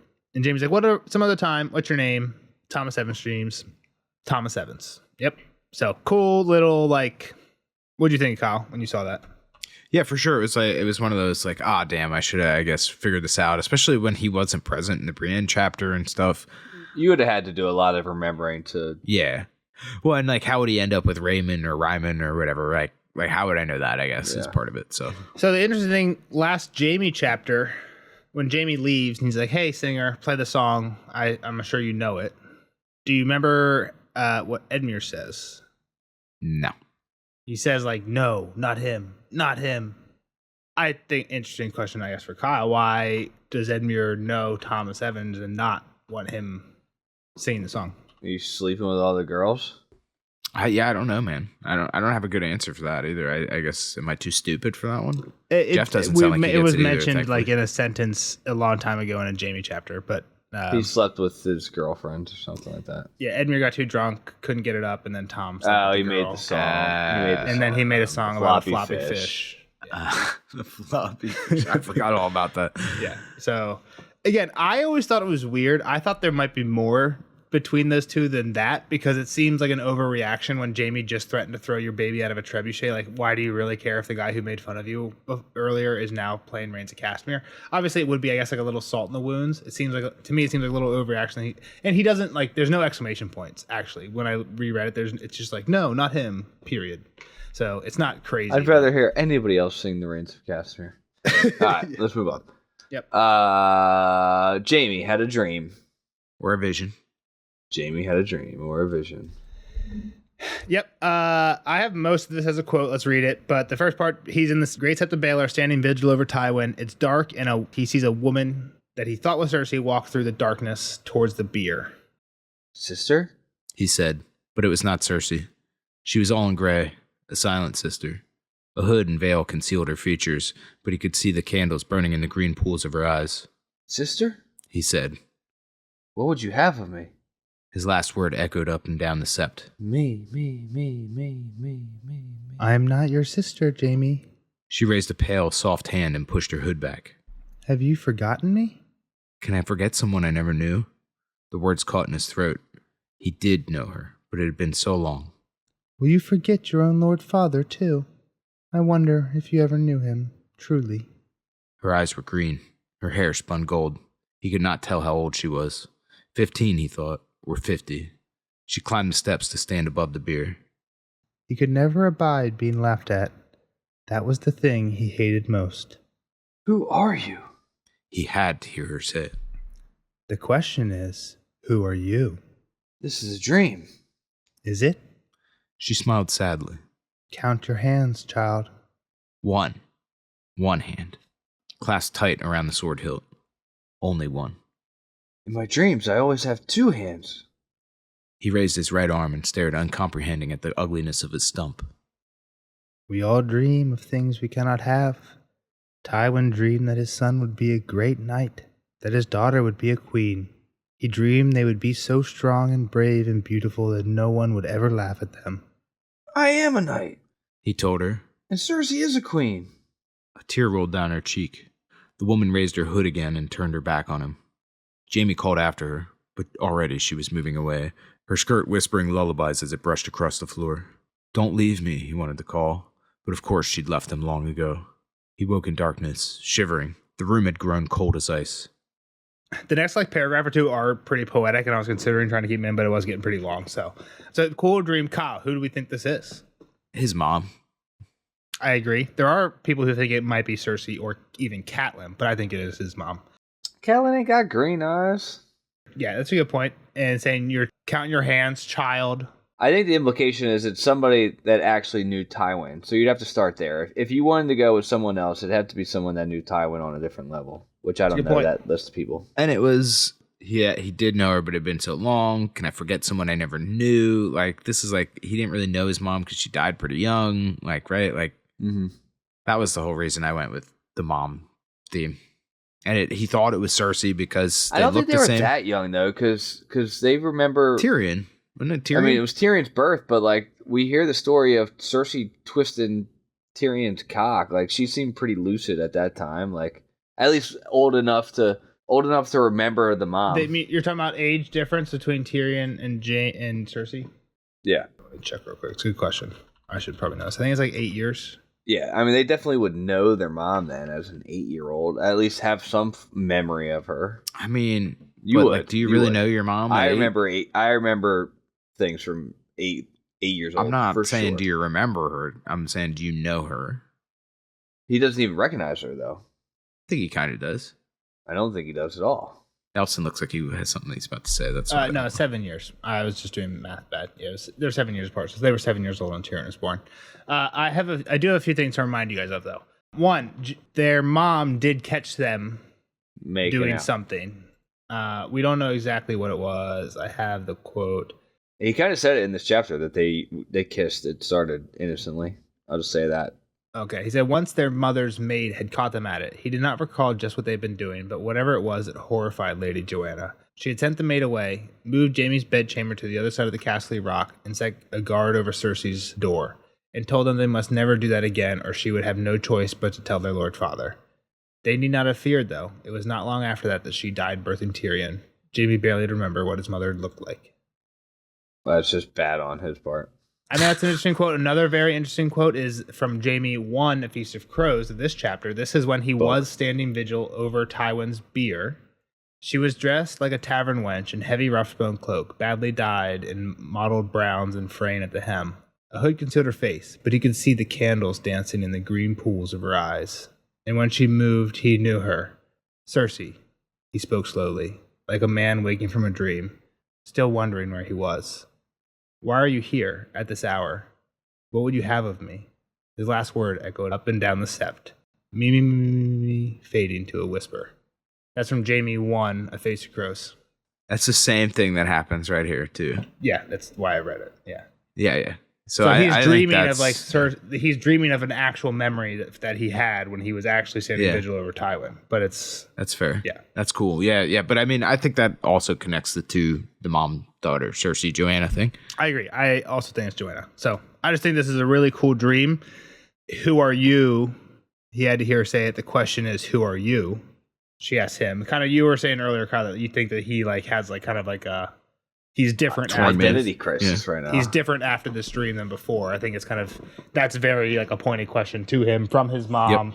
Yep. I just got like Mufasa Simba vibes, right? Like remember who you are type of thing. Like, and the whole thing, if he felt like guilty for the last thing his mom was like really doing before she died in his life was like trying to put an end to this whole like you and Cersei cannot be doing this. And now she died, and he's like, "Oh, that rule's broken," and he just like went right back. Yeah. Maybe he feels like he's honoring her now that he's like actually breaking free of Cersei and finally doing what his mom said. Even just the line, "Tywin hoped to have a son that was a great knight," and he's like, and he just says, "I am a knight." He doesn't say he's a great knight, right? So like, and Cersei's a queen, and then a tear rolls down her eye. It's like, "Oh, you fools! Like you wish." Yeah, like Cersei isn't even the queen. She's the mom of the king currently, right? Like she's not the queen. Well, she was the queen, exactly. I guess. She's like the queen regent, right? And the other thing is like to that point is he wished he'd be brave and beautiful and that no one would laugh at them. And Jaime doesn't address that point. He's like, I am a knight. She is a queen.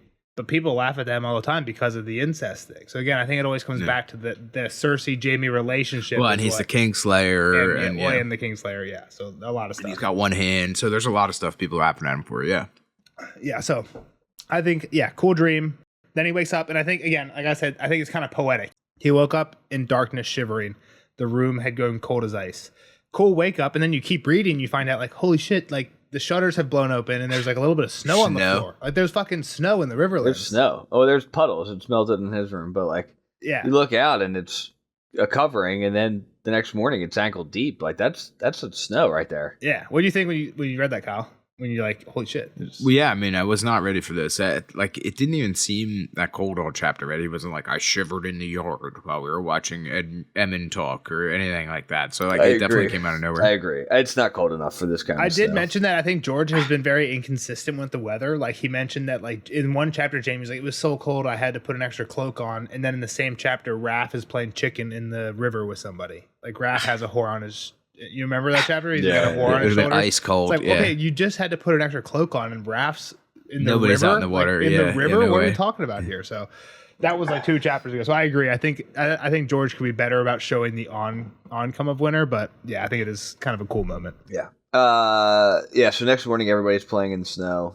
Not Jaime. Actually, he does think too, like, how the hell are we going to feed everybody? Like, the harvest is fucked. My dad needs to figure that out. Exactly. He's like he wondered how Tywin would feed everyone. And when I read that the first time, I thought he meant like I thought he understood it was his responsibility. And he was trying to be like, what would Dad do I can do it? Yeah, like what would Dad do? Yeah. No, he's like, how's Dad going to handle this one? But then the next line is like, but then he realized Tywin was dead. It's basically saying he's not trying to figure it out. Like, he's realizing it's his responsibility. Right? I think it's a really cool. Like George had to know that's how that would get. That's a really cool 2 lines. Like switch up on you. So yeah, for sure. Yeah. And yeah, they're playing snowball fight in the yard. Jaime's like, oh, I would have been out there, but need 2 hands to make a snowball. Can't even make a snowball anymore. I don't know if that's true. You can nub it up.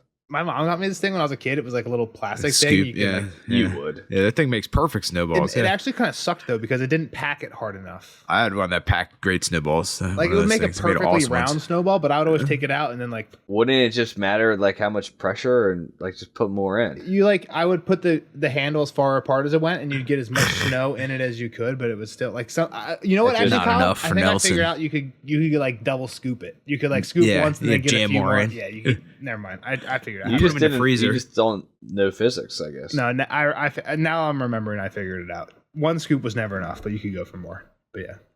Yeah. All right. So everybody's snowballing it up. Jaime can't though, and then bam, Riverrun's old maester. Knock the door, Maester Vyman. Peck, go see who that is. Lets him in. He looks scared half to death. Got a message in his hand. Jaime's like, I know. Yeah, White Raven. And he had to read it. Well, yeah. The thing is, it comes from King's Landing. You don't know it's like a personal letter. Yeah. You think it might just be news of like what's going on in the realm. It could have just been or I guess the Citadel was gonna send the winter news, but That's what Well, Jamie and, thought, like, at first. But Isn't that really this dude's like whole job is to read every letter almost, right? Like, he's reading kind it of, I all. guess, like there should be some discretion, but I'm sure it's very unclear when a castle has just changed positions like this. And also, like, this letter probably should go to Emmon anyway. Like, obviously, no one respects Emmon, which is why it doesn't. But like, if this was like a real lord that people respected, this letter would always go to but the it lord. was it was for Jamie though. It was for Jamie though. I guess. I guess you get personal letters. she said, Kyburn, I need you to write Jamie a It letter. says to Jamie on it. Why would Emmon get it? I would just think everything gets to go through the lord of the castle before it goes anywhere else. But maybe you're right. Maybe there's a little bit of privacy there. The other thing is too, like, how hard is it to open this up and reseal it? I don't think it's that hard. Yeah, probably not. You're right. Well, I don't know. So it seems Max like there's definitely might rip the paper. spot. It seems like Varys probably has a way to read letters and do that. You practice really hard, you could probably open it and melt the bottom so that it sticks again. Would be my thing. I feel like this was probably maybe not a job, but a skill that people tried to have back then, or when wax seals were like used Right. as like, proof. There had to be some guys that were really good at it. Yeah, but I feel like probably more people got caught doing it than you think, than the people that were good at it. That's what I'd have to say. Maybe. I'm gonna have to try. No, let's buy some It's wax. like forging documents and stuff, right? Like easier said than done, I think. What I hate about the letters, we don't see what Qyburn writes. He says he gave Jaime a letter. Qyburn's words were terse and to the point. Cersei's were feverish and fervent. Come at once, she said. Help me, Yeah, save you're right. me. So Kyburn had a message that we don't know. Yeah, I'm sure Qyburn said like she's locked up. The Faith did something. She did something with Yeah. Marjorie. Like he gave him some information, but it was very like blunt, terse and to the point. Cersei's were fevered and fervent. Come at once, she said. Help me, save me. I need you now as I've never needed you before. I love you. I love you. I love you. Come at once. Cersei's locked up at Sept of Baelor. Yeah. And Vimon's like, you gonna leave her on red, or you send her a reply? And Jim's like, Peck, Throw that shit in the fire. leave her on red. Well, two things. One is Qyburn wrote exactly what Cersei said. Yep. Just kind of a point. I love you, I love you, I love you part was kind Three of of them stood out. too. 3 times. Thrice. Yeah. The power of thrice, baby. And then the second point is that not only did he throw it in the fire, he rolled it up as tight as he could with one hand, right? Like that's kind of like a big like fuck this, like this bullshit.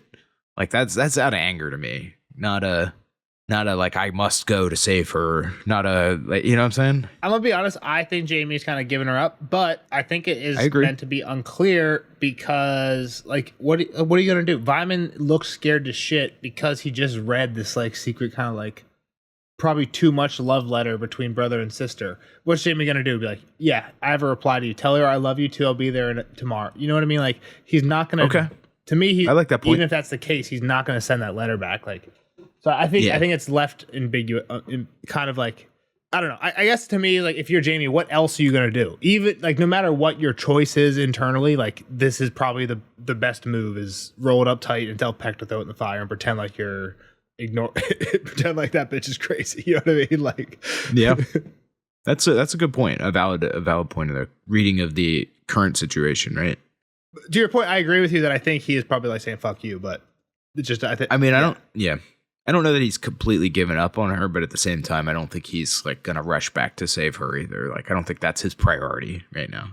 Well, yeah, kind of what I was alluding to earlier is like what he said earlier in the chapter was like, I'm trying to get Tommen from Cersei. I need to figure out how to do that. Yeah. Like, seems like what everyone else in King's Landing was thinking the same thing, and their conclusion was, oh, it kind of just happened for us. Like they just moved on and started appointing new people and doing new things with using Tommen. Yeah, so they're already over I think it. Jaime's like, this is perfect. Like, I think that's probably his thought right now, which I think would be hilarious if Jaime does come back to King's Landing and just like pretends like Nothing happened. Like, he's who's not that? related. Like, oh, I've never met her before in my life type thing. Yeah. Business as usual. I'm the Lord Commander. The thing I would say about that, though, is it seems like she might be in a position to lose her head, and he did not want that. He did say that earlier in this chapter. Yeah. Yeah, well, yeah, that's true. Aelin suggested it, and he's like, no, I don't want to kill her. Tywin can't lose his mom. Yeah, you're right. Yep. Yeah. So that would be the only, I think, thing that he's not like hoping she dies, but it seems like he wouldn't want her to die. But at the same point, like he's not in a hurry to go be knight in shining armor and rescue her, right? Like he's over that part of his life, is what it sounded like to me. And that is kind of the torn man, the broken, like, because like he's been fighting this inner dialogue and the whole thing. And it finally seems like the human side or the good Jaime is coming through, right? Seems like it. I'm not saying it's purely the good side coming through. I'm not saying he's completely changed. That's not the point I'm making. It's just like the battle is shifting. Well, no, I think he's been shifting. He's pretty much ever since he met Brienne. I think he's pretty far on the good side. We might have hit the 50% point. I think he's pretty far on the good side at this point. Like he does definitely way more good than bad. He still doesn't. He's still kind of a dick in his mind, but he's no more dick in his mind than I think I am in real life. If I'm being honest, like let's go. Fucking, maybe you're a bad person too. Let's go fucking drink Hoster's wine. Fuck it, we did take his castle. Fuck him. I won. Suck my dick, Hoster. I mean, again, somebody's got to drink it. Hoster's not coming back for it. Exactly. Like I won. I did win. Suck it. It could have just been like. I wasn't a huge dick to your son. I let him go off peaceful. I'm gonna put him in a nice tower. But I'm gonna fucking drink your wine. One more thing on castle, Hoster's bitch. wine. It's all kind of Hoster's wine, right? It could have just been some average red that is in a. I don't know. He's probably like drinking his private stash. Like, does he really have top shelf Arbor Gold, Probably. or is he, just slumping on red that from a cask? Yeah, there's no way any of Hoster's wine has made it this. Hoster's been dead for a little while now. Edmure was probably sipping on that. Blackfish was sipping on that. You don't think Edmure was drinking on the top? You think those guys don't have huge stores of wine? He's the king. Yeah, technically, like Edmure has been Lord since Hoster, so Jaime should be like, I'm drinking Edmure's wine. It became Edmure's at some point, so but yeah, true, whatever. But yeah, any other thoughts on Jaime? What's next for Jaime? What is next for Jaime? What's his heading? I mean, I want him to go to whatever that Raventree Hall. Raventree. Because that would be him continuing down the good path, essentially, because that's still at least continuing his quest of like, I don't even know if it's a good path though, because it's still like pro Lannister. So that's why I have a hard time with saying that he's good, Nelson, is because he's still doing this like stuff kind of for the evil people. Yeah, exactly. That's kind of what I was going to say is like, I want the Blackwoods to kind of win over the Brackens. Like, fuck the Brackens.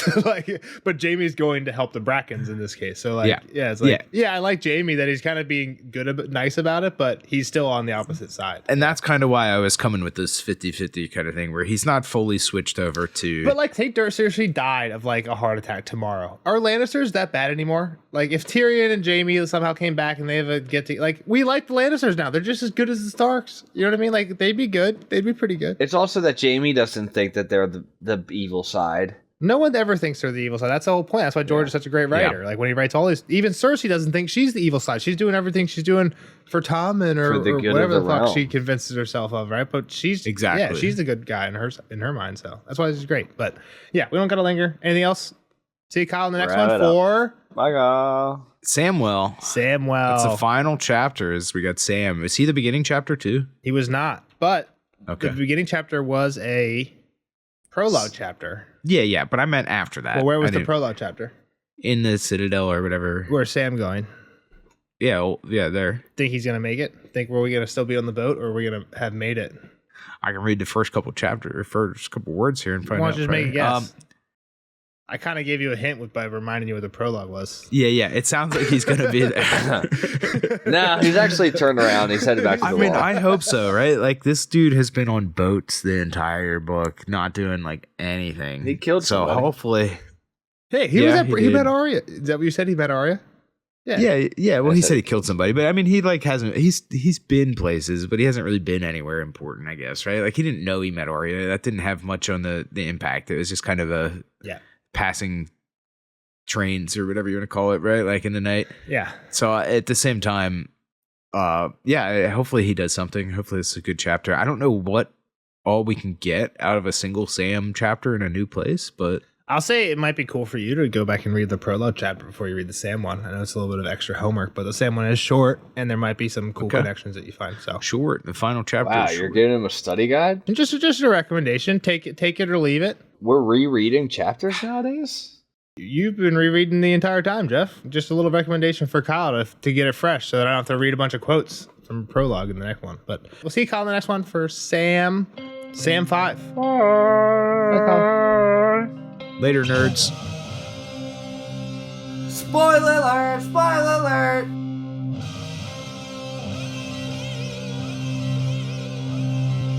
Spoiler alert! Spoiler alert!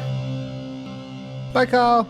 Bye, Kyle. Thanks for hanging out with us. See you on the next one for Samuel 5.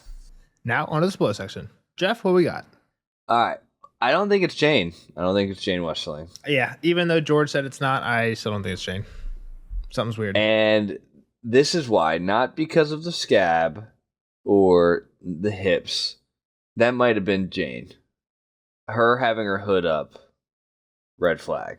And she runs when Jamie's asked if you're pregnant. Like, I don't know. Something, even if the hips are the same, there's something weird going on. Yeah. It's a deeper story there. I don't like that George took the hips out, though, because it makes me think that the opposite. But I don't know. There's something is weird with Jane, for sure. I agree. I think they tried to, like, I don't know why, because Sybil just seems to be, like, I don't know. Maybe she's just trying to play both sides of the fence a little bit. But, like, all right, you rip up her dress. She didn't have a ripped up dress when she met with him the first time. At least he didn't note it. Yeah, exactly. It was like she did it on purpose to show on the way out, like as a symbol. So on the way out, well, this is what I'm saying. They were like, all right, rip up your dress and put up your hood, and we'll make it seem like you're in a really upset mourning mood today. No one will bother you if you look like you're in this bad a mourning, which is how they got her out of the castle. So what? So you think the real Jane is still in the castle? Maybe she's trying to get out of there, type of thing. Gotcha. I think most people think the Jane swap happens when she comes in to meet Jamie. You're saying Jamie met the real Jane in the room, but the Jane that he saw on the ride out was different. I'm saying it's possible. I think that's possible too. I think they're both possible. I don't know when the swap happened. Well, the important point is before this chapter or in between Jamie meeting with her and seeing her on the way out. I think it seems like you're implying the swap's happening in between those two. He saw the real one, but then something happened. They dressed up a different girl and were like, "Yeah, let's get out." Which I think it makes sense. That's why the hood's up. And again, that's why they ripped up the dress so that, like, oh, she's really messed up today. Like, don't talk to her. Which feels like a kind of a parallel to the Ariane chapter with the whole dressing up like fake Marcella or whoever. But and then there was the whole someone told thing with the phrase. There's a lot of weird parallels that I don't understand that I could see, like, if that's true on like a reread, you're like, oh fuck yeah, like this is like a Ariane Martell sneak out the girl parallel type thing.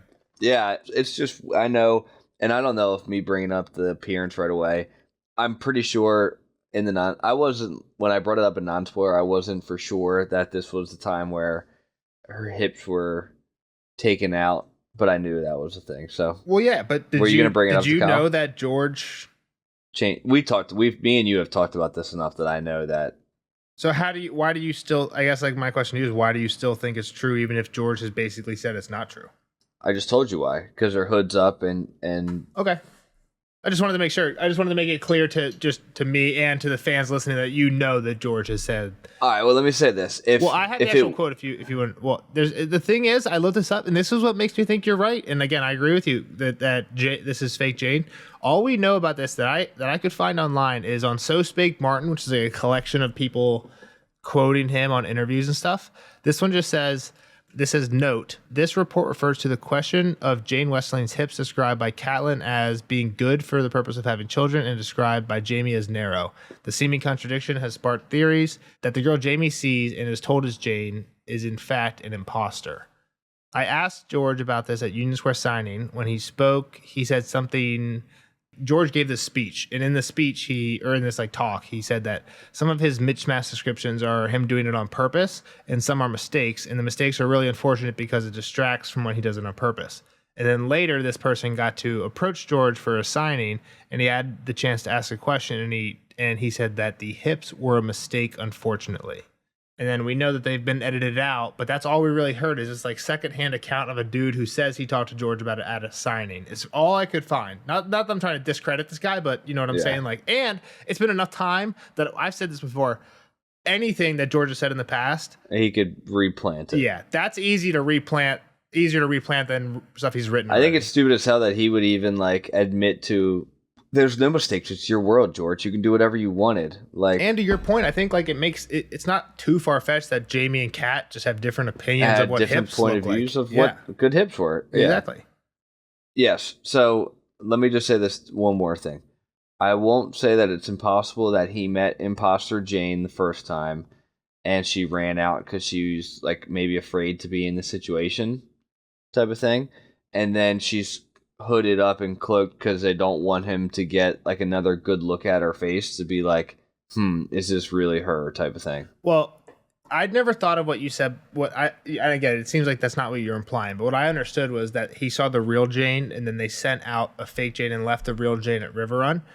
I do think that's possible. Yeah, sure. So I think that might be, now that I'm thinking about it, the most possible. Because that might even make sense why, if that's what George wanted, that might make sense why he edited out the hips. Because the hips make it seem like the girl that Jamie meets is not Jane. Mm-hmm. But if what George wants is the girl that Jamie met with to be Jane, but then a swap happened, meaning the real Jane is still like at River Run under Jamie's nose, maybe with Emmon, maybe left with the rest of the Tully men that Jamie says left a few days later. Mm-hmm. Maybe if that's what George meant, then he wanted the original Jane to be real. Yeah. But to your point, you're saying the Jane that Jamie doesn't get a good look at is the one that's actually leaving. So that could be a fake Jane, the real Jane. Yeah. He could have met the real one. The fake one could have left. So yeah, that both could be true. It could be a fake Jane, and the hips thing could be changed on purpose because of that. For some reason, George wants it to be that Jamie met the real Jane in face to face. Yeah. So, and maybe she was pregnant. That's why she bolted. Don't kill my kid type of thing. Yeah. Because I think it's weird that Jamie just kind of takes Isabel's word that she's like, nah, trust me. She's not. Yeah, like it does. When you did bring in that other quote from the cat chapter, though, it's Sabelle's doing something pretty damning. Yeah, unless Sabelle's playing both sides. She's like, you know what? Let's get pregnant. Let's have an heir. We'll tell Ty when we're not, and then we'll figure it out down the road. Don't you think it would be decently? It would be decently showing at this point. Do you know how far away are we? It's probably a good point from the Red Wedding. Let's see. I do have a time on this one. There's a chance that it could not be. I don't know how long they should be showing. You'd know more about that than me. It's about 5 months later. It would be borderline. You could still hide it pretty well. So, yeah, I think it's definitely interesting. It feels something's weird. Jamie thinks like 7 times she's more dangerous than Blackfish. Like you don't think something like that if there's like nothing going on there. She's not just going home and chilling. Yeah, a lot of fans think something's going to happen with this. Forley Prester's group's not going to make it back. Jane and Edmure are both going to end up out there with the Brotherhood Without Banners, with a pack of wolves, with something. Right? So I need her to get north. Jane? Yeah. To who? To Sansa. Sansa's not north. She's going to be. Okay. Jean and Sansa should meet up? Okay. Yeah. Just girl power. She's Jean Poole 2.0. Girl power in Winterfell. Jean's up there too. She's on her way. Jean Poole 1.0 can be there too. Yeah. She's kind of fucked up though. Yeah. My next point. Will the Brotherhood Without Banners or Blackfish take over River Run? I feel like there was like some kind of there was a little bit of foreshadowing for that in this chapter. Like, Emmon's not going to hold this very long. Yeah. Kind of what we were talking about. There are River Run people inside, and Tom's inside. Tom being inside seems to be like he could burn it from the inside out type of thing. Like, yeah. So keep in mind what the Brotherhood Without Banners' new objective is with Lady Stoneheart in mind. And then I'm going to read this quote. Kill Phrase. Yeah, Jamie says, I would have expected you to depart with the phrase. Is talking to Tom after he learned that he was only with Ryman for 2 weeks. I would have expected you to depart with the phrase. That one up there's a fray, the singer said, nodding at Lord Emmon. And this castle seems a nice, snug place to pass the winter. He's going to just kill Emmon. I think he's saying, I'm going to kill him, or I'm going to let the Brotherhood in, and they're going to kill him, and then as the Brotherhood... We'll just eat. We're just going to chill here. We're going to, hold the castle. And he's surprised that Jamie's leaving. I actually think it's dope that Cat Stoneheart could be back running River Run. I do too. We've never talked about that before, I don't think. I don't think I'd ever thought about it till these 2 quotes here. So the next one is when he's like, you should win over Jenna. She's the one you need. He's like, oh, not you, my lord? Like, Tom expected Jamie to stay here. Again, I think he knows Cat is coming back, and he was like, hoping to keep him around. Exactly. And he says, I'm sorry to hear that, my lord. I know better songs than the Reigns of Castamere. I could have played you, all sorts of things. Again, I don't know what that means, but it seems foreboding. No, for sure. I don't know many songs. You're the song guy. Like, he's not going to sing him the bear and the and the maid or whatever it's called. Yeah. But then Jaime says, "Oh, some other time.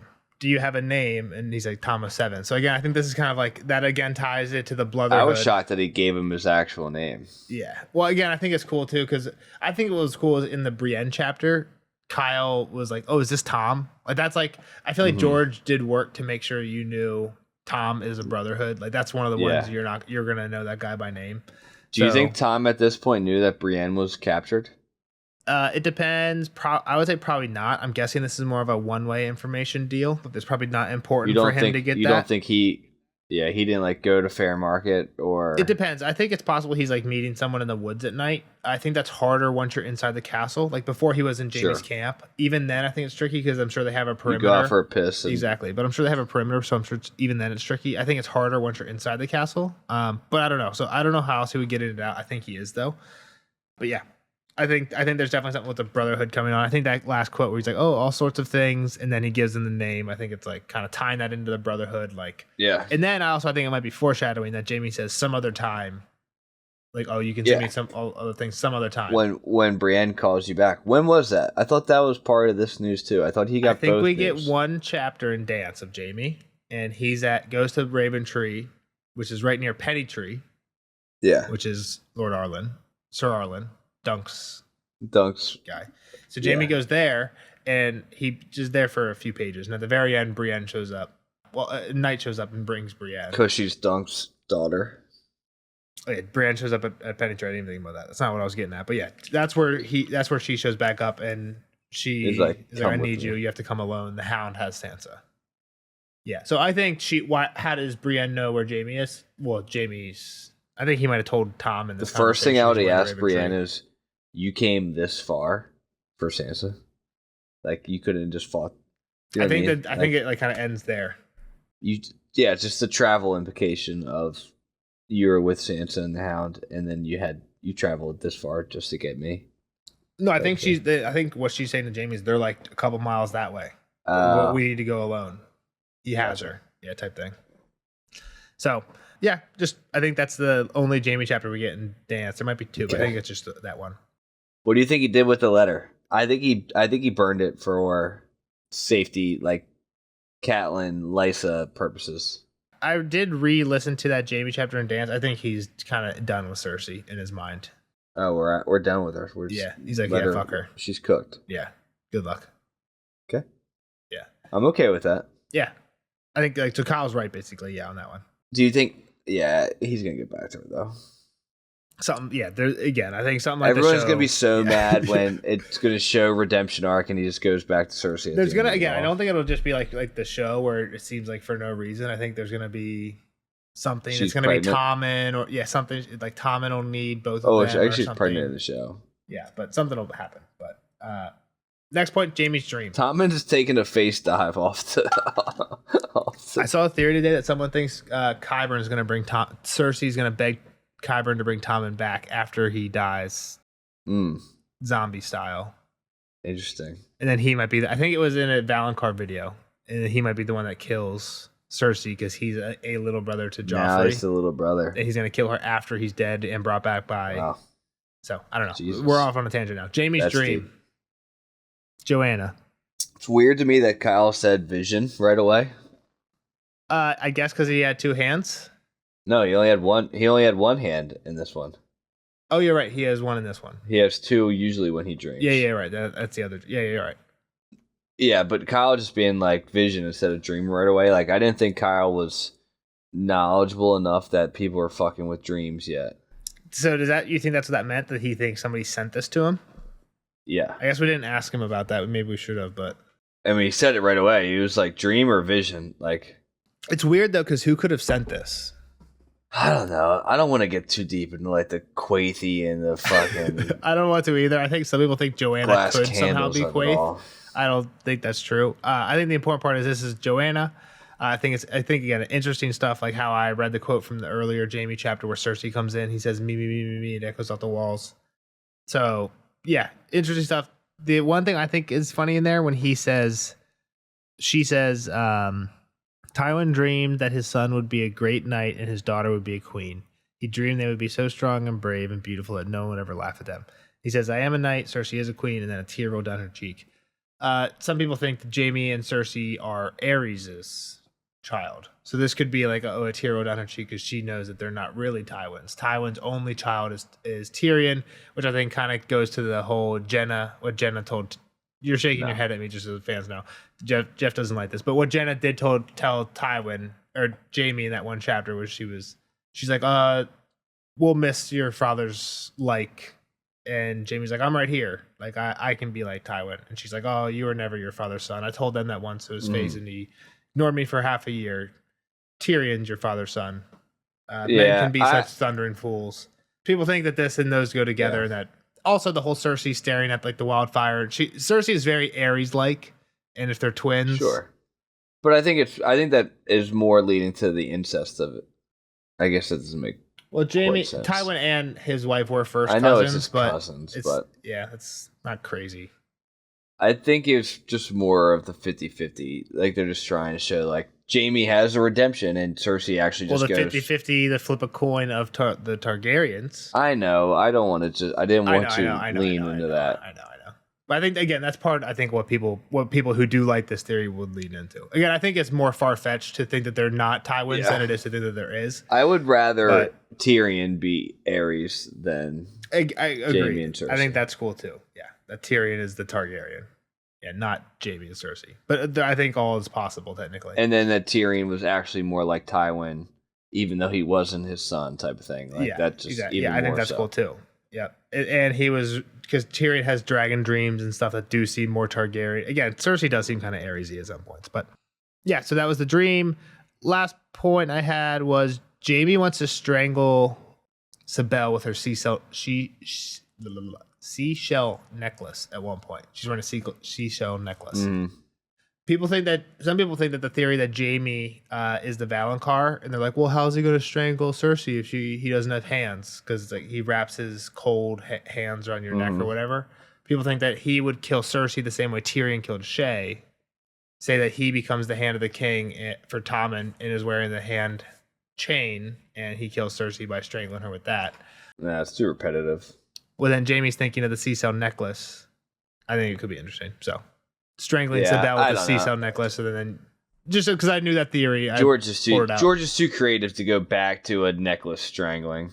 Well, I think it could be interesting if it's like a Tyrion and his whore, and Jaime and Cersei. There could be like some symbolism there, but I don't know. Sure. All right, wait. I have a couple questions. Sure. Do we hear about Reynold? That guy's alive. I don't think so. Reynold Westerling's out there and about. No body, no case. I think I agree. We will hear of him, but I don't think we do a dance. Well, that sucks. Let me think. Let me just think. There was something else that kind of perked my ears as you, like, I didn't have a note for it, but when you were talking about it. Yep. Well, how about just Nymeria running around? What's that going to mean for everything? Nymeria and Arya get back together? I think George has called this, I don't know if it's George or the fans, but I think George has even referred to it at one point as Chekhov's Wolf Pack. Where, do you know what Chekhov's gun is? It's like a literary...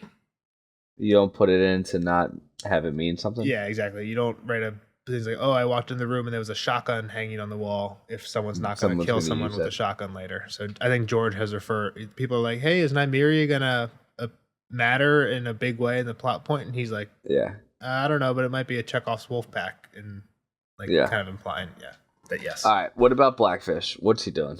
I don't think we know about this either. I kind of told Kyle what I thought. Honestly, I hope my main point is I hope he ends up with Kat somehow. Because I don't think it would be like good to see you, hug and make, you know what I mean? I think there'd be like some holy shit, what the fuck happened to you? But it might also maybe pull Kat back in a little bit, but I don't know. But everybody else hopped on like the let's kill people for Kat train. Like the whole Brotherhood basically, but Thoros is like all in on this, like let's kill the phrase. Yeah, I think Thoros' implication is they're all kind of broken men. It's like they don't have anything else, and it wasn't. It seems like it would have been the way it's described, where Beric literally led them one day and then Kat the next. But it seems like this would only be possible if it wasn't an overnight thing. You know what I mean? If we slowly started like doing worse and worse stuff, but it doesn't seem like that. So I don't know. All right. Yeah, I don't have anything else. That's all I got. All right. We'll see you guys in the next one for Samwell 5. Kind of cool one. Do you know the big spoiler of that one? Who's the guy? Who's the glass candle guy? He's involved. Marwyn the Mage is in the chapter. Marwyn the Mage is there. We got the Sphinxes around. Yep. And then Pate is there at the end. That's the big spoiler. Well, Pate's dead. But Pate's dead, exactly. So how's he there at the end? Which one was Pate? He was the guy that was drunk in the POV of the prologue who goes in trades a silver gold coin that he bites. Yeah. And then dies. So he's jacking. So Pate is probably jacking. The Pate that Sam meets is probably jacking. Yes. Yeah. That's a cool spoiler. I did know that. Do you think Kyle will know that? You think first off, do you think he'll reread the prologue like I recommended? No. If he did, do you think he would remember? We'll know. Yes. We'll know if he reread the prologue, if he remembers. I think he would. I think if he reread it, he would remember. Yeah. Okay. Or he would catch it. Yeah. We'll see. See you in the next one. We will see. For Sam 5. Bye-bye. Bye.